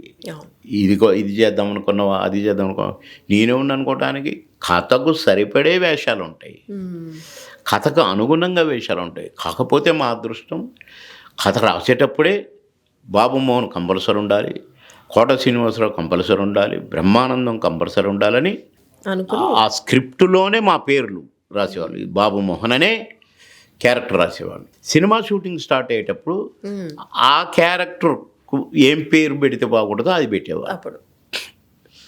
కానీ స్క్రిప్ట్ తయారైన మొత్తం అంత సెట్కు పోయిందాక మాత్రం, స్క్రీన్ ప్లే తయారై సెట్కు పోయిందాక మాత్రం బాబు మోహనే ఉండేదాడ, కోట శ్రీనివాసరావు ఉండేదాడ, బ్రహ్మానందమే ఉండేదాడ. స్క్రీన్ ప్లే తయారై డైరెక్టర్ చేతికి పోయిన తర్వాత క్యారెక్టర్ పేరు రాసేవాళ్ళు. హీరో బామ్మరిది, హీరోయిన్కు ఇది, లేకపోతే ఫలానా కోవాయి సరళ పక్కన, లేకపోతే ఇది, అట్లా అదొక క్యారెక్టర్. సో ఇప్పుడు ఇంకా ఫ్యూచర్ ప్రాజెక్ట్స్ గురించి చెప్పండి. రేపటి గురించి నాకు తెలియదు, రేపు ఉంటామో ఉండమో నాకు తెలియదు. కనుక ఫ్యూచర్ గురించి మేము ఎప్పుడు ఆలోచించాం. సినిమాల గురించి ఏం సినిమాలు వస్తున్నాయి, ఈరోజు మనం ఏం చేసామే ఆలోచించేది, ఇప్పుడు అదే ఆలోచన. రేపటిది మేము ఎప్పుడు మాట్లాడాం అంటే రేపటిది గ్యారంటీ అని మేము అనుకోము. నేనుంటాననేదే గ్యారంటీ, నాకు తెలియదు. ఎందుకంటే టీవీ చూసుకుంటూ చచ్చిపోయిన వాళ్ళు ఉన్నారు, అన్నం తిని పడుకుని నిద్ర చచ్చిపోయారు. ఏమో ఆ దేవుడు అనేవాడి దగ్గర రెండు ఉన్నాయి, ఒకటి స్విచ్ ఆఫ్, ఒకటి స్విచ్ ఆన్.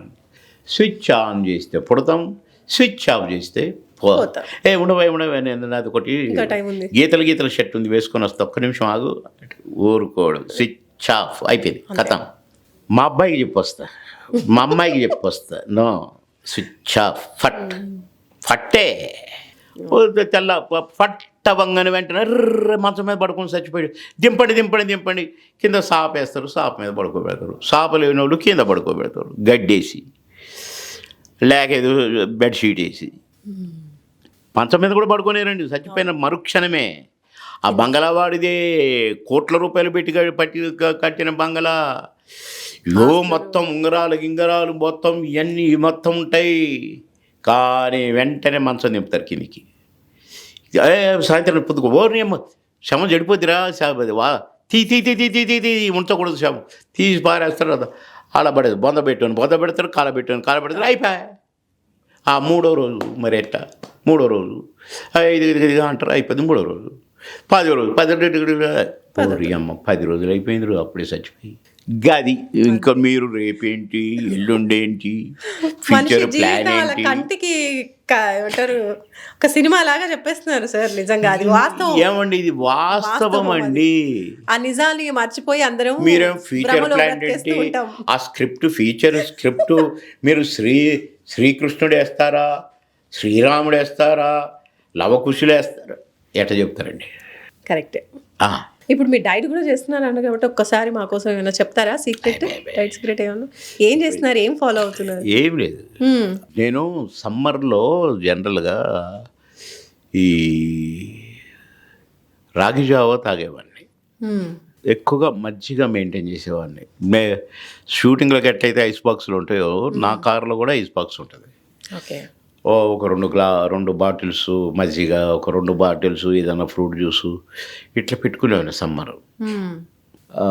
ఈ మధ్య అంటే ఒక 3-4 ఇయర్స్ నుంచి నేను రాగి జావే తాగుతాను. అది నేను అప్పుడప్పుడు తాగేవాడిని, కానీ అసలు భోజనమే వద్దనుకొని రాగి జావే లంచ్. మిల్లెట్ జావ కానీ జొన్న జావ కానీ, ఇది ఒక చిన్న ఫ్యాక్టరీ ఉంది ఈ మధ్య ఒకటి పెట్టారు. ఈ పిండిలు వాళ్ళు అప్పటికప్పుడే చేసి అమ్ముతుంటారు. ఓకే. ఈ 1-2 ఇయర్స్ నుంచి నా ఫుడ్ లంచ్ డిన్నరు రాగి జావ పగలైతే మిల్లెట్ జావ నైటు. మిల్లెట్ జావ నైట్ కాబట్టి ఒకరోజు పగలనుకోండి లంచ్, ఈ రాగి జావ డిన్నర్. అట్లా ఫ్రూట్ జ్యూసులు, ఫ్రూట్స్, రాగి జావ, మిల్లెట్ అంతే. నేను భోజనం చేయకూడదు కనుక ఏదో ఒకటి తినాలి అని అంటే మళ్ళా ఈ నాన్ వెజ్ ఇది ఏది తినకూడదు కనుక, అంటే కొన్ని కారణాల వల్ల తినకూడదు. కారణం ఎందుకు, అసలు తినకుంటుంటే పోద్ది కదా, ప్రాణం కంటే గొప్ప ఏది కాదు కదా అని అంతవరకు పోయిందనమాట. అంటే సీరియసే, కానీ నేను దాన్ని సీరియస్గా తీసుకోలేదు, స్పోర్టివ్గా తీసుకున్నాను. సరే, మీరు ఒక మాట అన్నారు కనుక చాలా తృప్తిగా ఉంది. అబ్బా నేను 7-8 సంవత్సరాల నుంచి భోజనం సరిగా చేయకుండా, అంటే అప్పుడు లంచ్ మాత్రమే చేసేది హ్యాపీగా అంటే మీకు అర్థమైంది కదా.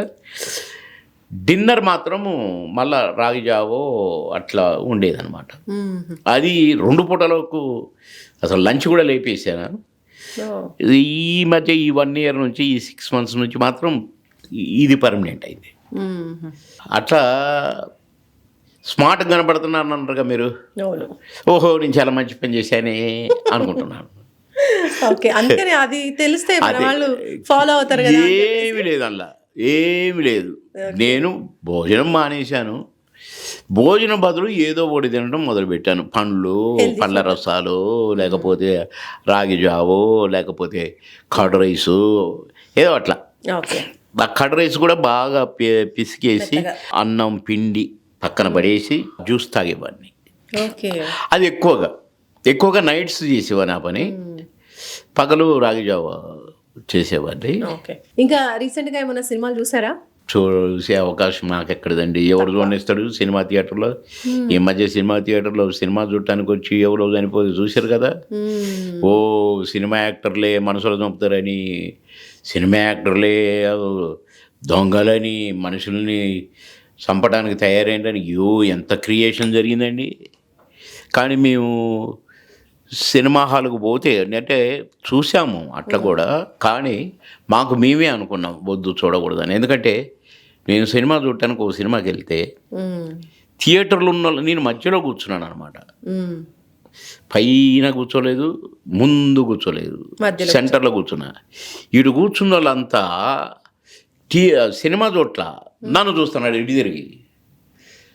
నాయన ఇట్టుగా అడు చూడండి, నేను కూడా సినిమా చూడటానికి వచ్చినంటే, సార్ మళ్ళీ మీరు ఎప్పుడు కనపడతారు సార్, అందుకే వారిని అయితే రాకూడదు అనుకున్నాం. అంతే తప్ప మమ్మల్ని చూడాలని వస్తారండి. మమ్మల్ని చూడటానికి వచ్చినప్పుడు చచ్చిపోవాలని కోరుకుంటాం, మేము బాగుండాలనే కోరుకుంటాం. ఇప్పుడు పవన్ కళ్యాణ్ గారు పాపం ఆ గొంతెత్తి జాగ్రత్తగా వెళ్ళండి యాక్సిడెంట్ గా అన్నారు. మరి 2-3 చనిపోయారట. ఎవరు బాధ్యులు? ఎవడికి వాడే బాధ్యుడు. నీ బ్రతుకు నీ చేతిలో ఉంటుంది, నీ చావు నీ చేతిలోనే ఉంటుంది. నువ్వు జాగ్రత్తగా ఉండాలి తప్ప మీ అమ్మ నాన్న వచ్చి కాపాడతారా నిన్ను? మీ అన్నదమ్ములు వచ్చి కాపాడతారా నిన్ను? సినిమా యాక్టర్ వచ్చి కాపాడతాడా నిన్ను? ఆయన ప్రాణం కాపాడుకోవడానికి యాన్నో దేని మీద నిలబడో, కారు మీద నిలబడో, అతను ఎందుకంటే దిగితే తొక్కుతారో నన్ను అనే ప్రాణభయం ఆయనది. కానీ దాన్ని మరిచిపోయి సినిమా వాళ్ళు హంతకులు జనంలోకి వచ్చి జనం తొక్కుకొని చచ్చిపోమంటారు అన్నట్టుగా క్రియేట్ చేశారు. This is wrong. మేము పిలిచామా, రండి వచ్చి తొక్కుకొని చచ్చిపోండి అని పిలిచాం మేము. అంటే సినిమా యాక్టర్ల మీద ఒక రకమైన కక్ష, ఒక రకమైన ఈర్ష్య, అనే నేను అనుకుంటున్నాను. సౌందర్య గారితో చేసినటువంటి ఆ పాటకి చినుకు చినుకు అందులతో చిరంజీవి గారే అసలు సర్ప్రైజ్ అయిపోయి 2 రోజుల్లో నిజంగా చేసావా అని అడిగారు అన్నారు కదా. మరి అంత అద్భుతంగా మీరు చేయడానికంటే అంతకుముందు మీకు డాన్స్ వచ్చా, డాన్సరా, లేదంటే ఆ పాటకి నేర్చుకున్నారా? అసలు 2 రోజుల్లో ఎలా జరిగింది? చిరంజీవి గారే ఆశ్చర్యపోయారు అంటే. ఆ సాంగ్ చేసేటప్పుడు అసలు ఆ సాంగ్ అని నాకు తెలియదు. నేను Sudden గా మెడ్రాస్లో వేరే షూటింగ్లో ఉన్నా. అచ్చిరెడ్డి గారు, కృష్ణారెడ్డి గారు వచ్చారు. అన్నా నమస్తే, ఎప్పుడు వచ్చారన్నా మెడ్రాస్? బాబు మోహన్ మార్నింగ్ వచ్చాము. ఏంటన్నా ఇక్కడికి వచ్చారు, మరి సినిమా రిలీజ్ కదా అంటే, నీకోసమే వచ్చి. ఏంటన్నా చెప్పన్నా, రేపు మార్నింగ్ ఫ్లైట్కి నువ్వు హైదరాబాద్ వస్తున్నావు. మెడ్రాస్ బై 6 o'clock ఫ్లైట్ ఉండేది మెడ్రాస్ టు హైదరాబాద్. నా రేపు ఎల్లుండి వీళ్ళదే అన్న షూటింగు. మేము అదే ముందే డైరెక్టర్ గారితో మాట్లాడి వస్తున్నాం. ఇప్పుడు డైరెక్టర్ గారు నన్ను చేసేసుకోమన్నారు. రేపు ఎల్లుండి నువ్వు మనకు షూటింగ్ చేస్తున్నావు, నువ్వు హైదరాబాద్ వస్తున్నావు, మేము ఇప్పుడు వెళ్తున్నాం హైదరాబాద్, ఏర్పాట్లు చూసుకోవాలి కదా. అది కాదన్నా, మరి ఫ్లైట్ టికెట్ కూడా డబ్బులు ఇచ్చినావు, అన్నీ ఏర్పాటు చేసినావు. కాకపోతే ఒక చిన్న రిక్వెస్ట్, నైట్ అంతా నువ్వు షూటింగ్ చేయాలి, మార్నింగ్ ఫ్లైట్కి నువ్వు హైదరాబాద్ రావాలి. అది కూడా ఇంటికి పోవద్దు, ఎయిర్పోర్ట్ నుంచి డైరెక్ట్గా సారథి స్టూడియోకే రావాలి. ఎయిర్పోర్ట్ పక్కనే మా ఇల్లు, ఎయిర్పోర్ట్ పక్కనే వాకబుల్. నేను ఇప్పుడు కారులో పోను, వెనక గేట్లోంచి నడుచుకుంటూ పోతా. అయినా ఇంటికి వెళ్ళొద్దు అన్నారు. ఇంటికి వెళ్ళటానికి వీల్లేదు. సరే ఓకే, దిగిన పోయిన వచ్చిన డ్రైవరు, సార్ మీరు మిమ్మల్ని ఇంటికి పోవద్దన్నారు, డైరెక్టర్ గారు తీసుకురమ్మన్నారు. ఓకే పద. ఎట్లా ఉన్నాను అట్లనే ఉన్నా. నైట్ అంతా షూటింగ్ చేస్తున్నా, డైరెక్ట్గా ఎయిర్పోర్ట్కి వచ్చిన. అంటే 5:30 దాకా షూటింగ్ చేసి 5:30 వచ్చి 6 గంటల ఫ్లైట్లో కూర్చున్నాయి. ఇక మీరు ఆలోచించండి. వచ్చినావు కృష్ణారెడ్డి గారు, అయ్యో ఆగన్నా, మేకప్ వేసుకొని వస్తా. మేకప్ లేదు, ఎప్పుకోలేదు. తీ డ్రెస్ తీ. అయ్యో ఏంటో రోడ్డు మీద నిలబెట్టి ఏంటన్నా, కాదు డ్రెస్ చేంజ్ చేసుకో, పెట్టి వేయండి అన్న. రూమ్ లేదేం లేదు, ఇక్కడ బాగా పర్వాలేదు, ఎవరు చుట్టలేదు. అక్కడ ఇప్పారు, డ్రెస్ వేసారు, సూట్ వేసారు. పద ఏంటన్నా ఇది అన్న, నాకు చాలా బాధగా ఉందన్న. ఏంటన్నా ఇది, నాకు కోపం వస్తుంది, ఏడుపు వస్తుంది. అరే అంటే ఎంత పీకేసి వేసి లోపల పోయేసరికి టేక్ రెడీ అన్నా. ఏం జరుగుతుందన్నా, ఏం టేక్ అన్నా? ఇప్పుడు నేనేం చేయాలన్నా అంటే, మ్యూజిక్ వస్తుంది, నువ్వు డ్యాన్స్ చేస్తున్నావు. మ్యూజిక్ వస్తే డ్యాన్స్ ఏంటన్నా? ఇక మీరు టేక్ అన్నా ప్లీజ్ ఒక్కసారి వింటన్నా, అది ఏంటో వింటన్నా, ఏ పాట వింటన్నా ఒక్కసారి ప్లీజ్ వేయండి, ఆ షార్ట్ వరకు వేయండి. Okay take. Oh my god అన్నా, నాకు టెన్షన్ షవరింగ్ వస్తుంది. సరే తప్పదు, టేక్, మీ ఇష్టం అన్న. Okay take okay. ఇదన్నా నేను చేయలేదన్నా, నేను రిహార్సల్ ఉట్టిగా ఇట్లా అనుకున్నానా. బాగుంది. నెక్స్ట్ ఏంటన్నా ఇది, షూటింగ్ అన్నా ఇది? నేను అరుస్తున్నాను. షూటింగే టేక్ రెండో టేక్ అయిపోయింది, మూడో టేక్ అయిపోయింది. చూస్తే ఎవరు లేరు. సరే ఇప్పుడు నువ్వు 1 గంట రెస్ట్ తీసుకో, అంత విషయం తర్వాత చెప్తాము. హీరోయిన్ గారి మీద ఒక్క షాట్ తీసి వస్తాం, సెంటిమెంట్. వచ్చారు, చెప్పారు, ఓకే అన్నారు. సరే అన్నారు. రిహార్సల్ లేదు, టేకింగ్ డైరెక్ట్ టేక్, వినిపించుడు కూడా లేదు. ఒక్కొక్కసారి ఇంకొకసారి వెంట అంటే లిప్ చెప్పాలి కదా, కావాలి కదా. లేదు, నువ్వు స్క్రిప్ట్ చూసి చదువుకో, షార్ట్ పెట్టేలోపు చదువుకో. ఓకే అంతే. అట్లా 1.5 day, అంటే ఒక day full, day and night. ఒకరోజు రాత్రి 12 గంటలు. ఆ 12 గంటలకు కూడా నేను చేయలేకపోతున్నాను. నా కాలు పెట్టడం రావట్లేదు, అసలు కాలు లేవట్లేదు అన్నా. నేను హెల్ప్లెస్ అన్నా, నాకు కాలు లేపటమే రావట్లేదు అన్న. చూడండి ప్లీజ్ అన్న, ప్లీజ్, నేను చేయలేనన్నా. సరే ఇవాళ ఓకే, రేపు మాత్రం డే అండ్ నైట్ చేయాలి. ఓకే, ఏంటి నాకు ఇట్లా అయింది అంటే, హాస్పిటల్ పోదామని సరే పోయి చూస్తే నాకు 450 షుగరు. అమ్మా, దేవుడా. ఏంటంటే అప్పుడు మా బాబు చనిపోయిన ఇది నాకు షుగర్ అటాక్ అయిందని అప్పుడు తెలిసింది. ఓకే, 2003లో. అప్పుడు తెలిసింది ఏది ఆ షూటింగ్ వల్ల తెలిసింది నాకు. అలా రెస్ట్ డాక్టర్ అడిగిన మధ్యాహ్నం ఏమన్నా తిన్నావా? ఒక 10 జిలేబీలు తిన్నా సార్. మరి 450 ఏంటి అసలు 1000 ఉండాల అన్నాడు డాక్టర్. జోకేసిండు నా మీద. జిలేబీలు తినకపోతే ఇది బయటపడేది కాదు. సరే, ఏదైనా మన మంచికి అన్నట్టుగా నార్మల్ అయిపోయింది. అదే ఓకే అనుకో అంటే చెప్తున్నా. అట్లా డ్యాన్స్ నేర్చుకొని కూచిపూడికి పోయి అక్క తగ్గుతా ఇవన్నీ ఏం లేవు. టేక్ అన్ని సినిమా అంతా కూడా ఒకటే టేకులు, లేకపోతే కంప్లీట్ కాదు కదా. జనరల్గా సాంగ్ అనగానే మినిమం 3 days షూటింగ్ చేస్తేనే ఒక పాట అయింది. 1.5 day 2 daysలోనే అయిపోయింది. ఎస్, ఇంకొక పాట ఉంది అందరూ సూర్యోదయం సూర్యాస్తమయం. అంటే నాకు డేట్స్ లేవు, ఒక పూటే దొరికింది. జుమ్మంది ప్రేమ అనే సాంగ్ అందరే జుమ్మంది ప్రేమ. అది నా పాట కాదు, హీరో కోసం చేసిన పాట. కానీ బాలుగారు ఎంత చక్కగా పాడారో ఆ పాట. బాబా, ఆ పాట విన్నప్పుడల్లా నేను అసలు మీరు రాసుకోండి, జుమ్మంది ప్రేమ వినండి, నేను చేసింది చూడండి, మీరు మై మర్చిపోతారు. జుమ్మంది ప్రేమ నేను డిస్కో శాంతి గారు చేశాము. ఓకే, ఆ పాట ఉదయం స్టార్ట్ అయింది, గుర్రాల మీద వస్తాము, సాంగ్ అయిపోద్ది, గుర్రాల మీద వెనక్కి వెళ్తా అంటే సాయంత్రం అయిపోద్ది. అంటే 1 dayలో సాంగ్ చేశాం, కంప్లీట్ చేసాం. అదే చెప్తున్నా.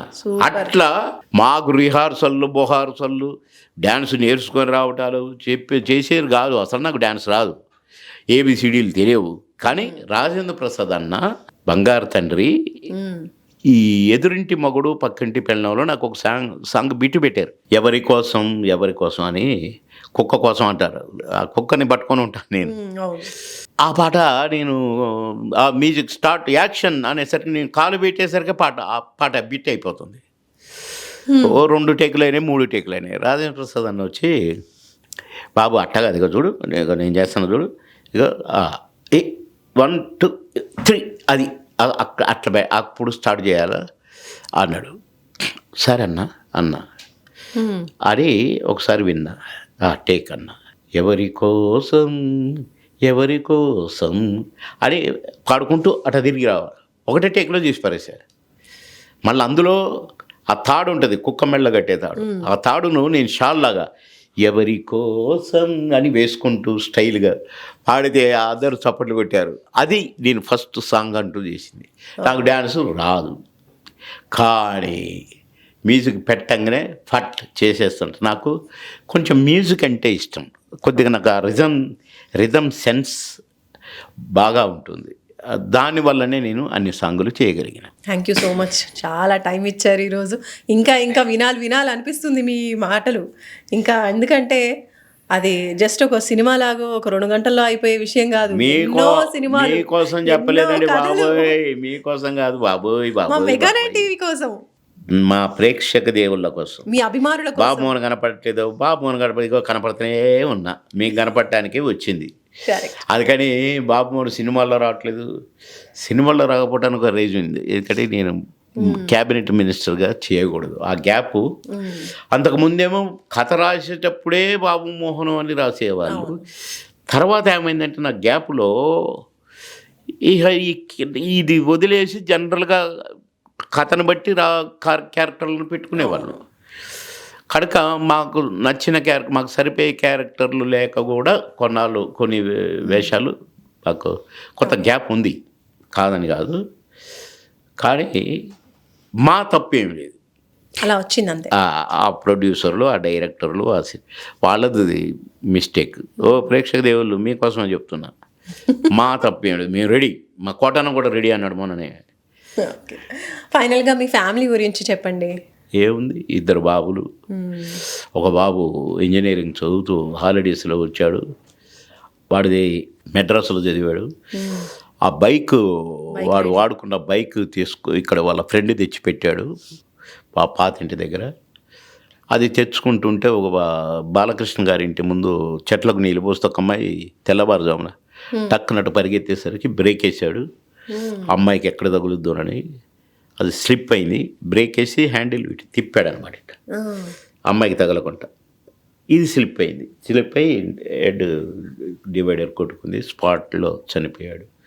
ఇంకా దాని తర్వాత మీరు అసలు రెండో బాబుకు పెళ్ళయింది. 2 మనవరాళ్ళు, 2 కళ్ళు అనమాట. నా 2 కళ్ళు, 2 మనవరాళ్ళు. వాళ్ళిద్దరే నా ప్రాణం. అంతే. ఏం చేస్తున్నారు మనవరాళ్ళు ఇప్పుడు? చిన్న మనవరాలు 4th క్లాస్, పెద్ద మనవరాలు డిగ్రీ చదువుతుంది. ఆమె ఎయిర్ హోస్టెస్ అవుతుందట. ఏరోనాటిక్స్ BAలో మొన్ననే జాయిన్ అయింది. మీ భార్య గారి గురించి చెప్పరేంటి? ఓ ఎన్నింటిలో చెప్పమంటారు ఇక మొత్తం. ఇక నా భార్య పేరు ఇందిరా విజయలక్ష్మి. ఇందిరా అని కొందరు పిలుస్తారు, విజయలక్ష్మి అని కొందరు పిలుస్తారు. మీరేమని పిలుస్తారు? నేనేమని పిలవను. మరి టీ ఎలా వస్తుంది ఏం పిలవకుండా? కాఫీ ఎలా వస్తుంది? కాఫీ అంటే వస్తుంది. అంతేనా? మహేష్ బాబు లాగా ఇలా అనగానే వచ్చేస్తాయా? ఇక అవన్నీ చెప్పితే కొన్ని నమ్మరు, కొన్ని నమ్ముతారు. ఎందుకంటే నేను ఎప్పుడు ఇంట్లో టీ తాగేటువంటి, అసలు నాకు టీ అలవాట్లేదు. First point. ఓకే. చదువుకునేటప్పుడు కూడా టీ తాగకూడదురా, మనం ఎక్సర్సైజ్ చేస్తున్నాం కదా, అట్టి పండ్లే తినాలి, ఇంకేం తినకూడదు, ఇవన్నీ. కానీ ఈ సినిమా యాక్టర్ కాబట్టి ఉద్యోగం చేసేటప్పుడు కొద్దిగా స్ట్రెస్కి ఒక అరకప్పు తాగేవాడిని. సినిమా యాక్టర్ అయిన తర్వాత అసలు పొద్దున లేచి తయారై ఊరుకొచ్చేసరికి 7 o'clock కాల్ షీటు. టీ తాగి సరసాలాడి మంచిగా అసలు ఎక్కడ ఉంది టైం? ఫస్ట్ పిక్చర్ ఈ ప్రశ్నకు బదిలేదు. అది రిలీజ్ కాకముందే ఆహుతి 100 days. ఫస్ట్ సినిమా ఆహుతి సినిమా షూటింగ్ రిలీజ్ కాకముందే అంకుశం. ఆహుతి అంకుశం ప్రొడ్యూసర్ డైరెక్టర్లు ఒకళ్ళే. అంకుశం రిలీజ్ అయిన 10 రోజుల్లోనే, వారం రోజుల్లోనే 10 సినిమాలు బుక్ అయ్యాను. ఓకే. అసలు ఫస్ట్ సినిమా అవకాశం ఎలా వచ్చింది మీకు? షూటింగ్ జరుగుతుంది 7 ఎకరాల్లో. నేను అప్పుడు ఇన్స్పెక్టర్ని, రేషన్ షాపులో ఇన్స్పెక్టర్ని. ఓకే. ఆడ చెక్ చేసిన నాకు కోట అయిపోయింది. గ్రీన్లాండ్స్ ఏరియా ఏంటే అక్కడ చాలామంది జనం ఉన్నారు. అప్పుడు కృష్ణానగర్ లేదు, ఓ ఎడారి. ఏదో షాపులు ఉండేటి అంతే తప్ప ఇన్ని ఇండ్లు, ఇందులో 10% ఇండ్లే ఉన్నాయి అప్పుడు కృష్ణానగర్. అన్నపూర్ణ స్టూడియో కూడా ఇటు నుంచి కృష్ణనగర్ మీదకి వెళ్ళి ఆ కొండ ఎక్కేవాళ్ళు పాపం. రోడ్డు లేదు, రోడ్డు లేని అన్నపూర్ణ స్టూడియో అప్పుడు. అటు నుంచి ఉంది కానీ ఏదో నామకే వస్తేనే. అప్పుడే 7 ఎకరాలు పుట్టింది. ఈ 7 ఎకరాల్లో ఉత్తదే ప్లేసు. ఆడ షూటింగ్ జరుగుతుంది. ఏం షూటింగ్ అంటే బాలకృష్ణ గారు షూటింగ్ చూడాలి అడిపోయినా చూస్తున్నాను. ఒక అతను డైలాగ్ సరిగ్గా చెప్పట్లేదు. అప్పటికే 12 టేకులు అయిపోయినాయి. తిడుతున్నాడు కోదండరామరెడ్డి గారు డైరెక్టరు. చిచ్చి యాను తెచ్చారు అని అదే అంటున్నారు. నేను షూటింగ్ చూడటానికని పోయి చేసేసరికి ఇదంతా జరుగుతుంది. కాసేపు వీళ్ళు అడ్డం వస్తున్నారని అక్కడ ఒక రాయి ఉంటే రాయి మీద ఎక్కి చూస్తున్నాను. ఇంకా షూటింగ్ కావట్లేదు. సరే టేక్ అన్నారు మళ్ళీ ఒకటి. అది కూడా కట్ అన్నారు అని. ఎవడా ఏడు మీరు ఎవరన్నా ఈ డైలాగ్ చెప్తారా? నేను చెప్తా అన్నా. టక్కన రా అన్నారు. పోయినా ఏది చెప్పు అన్నారు. చెప్పిన. అరే నీకెట్ట వచ్చింది డైలాగ్? ఆయన 3 సార్లు చెప్పాడు కదా, నేను బై హ్యాడ్ అయిపోయింది. నాకు నాటకాలు కానీ చేసి ఇది ఉంది కదా. మరి షూటింగ్లో నువ్వు చేస్తావా క్యారెక్టర్? చేస్తా సార్. అరే ఈ బట్టలు పీడికేయండి, తనకేయండి, చెప్తా కదా. చేస్తా సార్. చెప్పు రియాక్షన్ చెప్పిన. టక్ టేక్ ఓకే ఓ మొత్తం క్లాప్స్ కొట్టారు. ఏం డైలాగ్ అది? అది చూసి ఒక ప్రొడక్షన్ మేనేజర్ రాఘు గారికి చెప్పారు. బరో భలే చెప్పిండు డైలాగు, ఇట్టడి సంగతి అని చెప్పి. అట్నారా అరే పిలిపించండి మన దాంట్లో. అప్పుడు ఈ ప్రశ్నకు వదిలి అక్కడ రాజశేఖర్ గారు చూసి ఊరి భలే చేస్తున్నాడు. ఫస్ట్ డేనే కోడి రామకృష్ణ గారు చెప్పి పిలిచాడు. ఆహుతి హిట్, పాయింట్ పుల్లయ్య ఈ రిలీజ్ దీనెమ్మటే అంకుశం సూపర్ హిట్. చెప్పాను కదా, వారం రోజుల్లో 10 సినిమాలు. ఆ రోజు నుంచి ఈ రోజు దాకా ఇప్పుడు కూడా 10 సినిమాలు చేస్తున్నాను. కనుక అంకుశం తర్వాత వెనక్కి చూడలేదు. నేను అనుకోని సినిమా యాక్టర్ కాలేదు, వేషాలు అడుక్కొని కాలేదు, నేనేదో నేర్చుకొని కాలేదు. కళామ తల్లి దీవెన, ఆ దేవుడు సృష్టి, ఆయనే గాడ్ ఫాదర్, ఆయనే గాడ్. అంతే, మాదేవి లేదు. ఉత్త బాబుమోహన్. అది మీ సింప్లిసిటీ, అది మీ గొప్పతనం. ఒరిజినల్ అది. సరే, మీ మాటల్లో ఫ్రెండ్షిప్ గురించి ఏం చెప్తారు? ఇప్పుడు ప్రజెంట్ యూత్కి కావచ్చు, జనరేషన్కి ఏం చెప్తారు ఫ్రెండ్షిప్ గురించి? ఎలా ఉండాలి ఏంటి? ఫ్రెండ్షిప్ చాలా విలువైందండి. అది ఏదో సినిమా డైలాగ్ లాగా చెప్పేది కాదు. ఫ్రెండ్ అనేవాడు తల్లిదండ్రుల కంటే, అన్నదమ్ముల కంటే, అక్కచెల్లెల కంటే ముఖ్యుడు. అంటే అవతలోడు కూడా గట్లనే ఉండాలి మళ్ళీ. కరెక్ట్. అంతేగాని వీడు పిచ్చోడు, నన్ను ప్రేమిస్తాడు, నన్ను నేనంటే ఇష్టం, లేదంటే నేను ఫ్రెండ్ని కదా అని కొంతమంది తప్పుడు పనులు చేయించేటోళ్ళు కూడా, తప్పుడు విధవులు కూడా ఉంటారు. అట్లా కాదు, ఒకరికొకరు. ఎందుకంటే మనం చాలా సినిమాల్లో చూసాం. ఇప్పుడు గుడిగంటలు చూసాం. గుడిగంటలు జగ్గయ్య గారు, ఎన్టీ రామారావు గారు ఫ్రెండ్షిప్ అంటే ఏంటి? ఆయన పెద్ద దొర అయినా కూడా ఆయన వైఫ్ని లవ్ చేస్తాడని ఆయనకు డౌట్ వస్తుంది. డౌట్ వచ్చి నేనే చచ్చిపోతా అనుకుంటాడు. అది ఫ్రెండ్షిప్ అంటే. అట్లనే చాలా సినిమాలు ఉన్నాయి. ఇప్పుడు కృష్ణ గారు, సోను బాబు గారు ఇద్దరేనా ఏదో సినిమా ఒకటి. ఇద్దరు బాగా చదువుకోవాలి, మంచి ఉద్యోగాలు అనుకుంటారు. కానీ కృష్ణ గారు ఏమో దొంగ అయిపోతాడు, ఈయన పోలీస్ ఆఫీసర్ అయిపోతారు. కానీ వాళ్ళు ఎన్నాళ్ళు వేచిన కృష్ణ గారు పాట పాడుకుంటూ వస్తారు. అంటే స్నేహాలంటే గవి. స్నేహం కోసం చిరంజీవి గారి సినిమాలో, ఎందుకంటే అట సినిమా నుంచి చెప్తేనే దీనికి ఆన్సర్ కరెక్ట్గా ఉంటుందని గబక్కని ఇటు తిప్పా స్టీరింగ్. ఇప్పుడు స్నేహం కోసంలో చిరంజీవి గారు తండ్రి, అంటే ఓల్డ్ గెటప్. అట్నే విజయ్ కుమార్ గారు, ఆయన దొరింట్లో పనిచేసేటోడు, పనివాడు, కానీ ఫ్రెండ్స్ ఇద్దరు పక్కన కూర్చొని తింటారు. అది ఫ్రెండ్షిప్ అంటే. ఇక కులం గీలం పేద ఇవి ఉండవండి. నాకు వాడు, వాడికి నేను అనేది ఉంటాయండి. ఒకరికొకరు ఇద్దరు కలిసి చనిపోతారు లాస్ట్లో. అవును.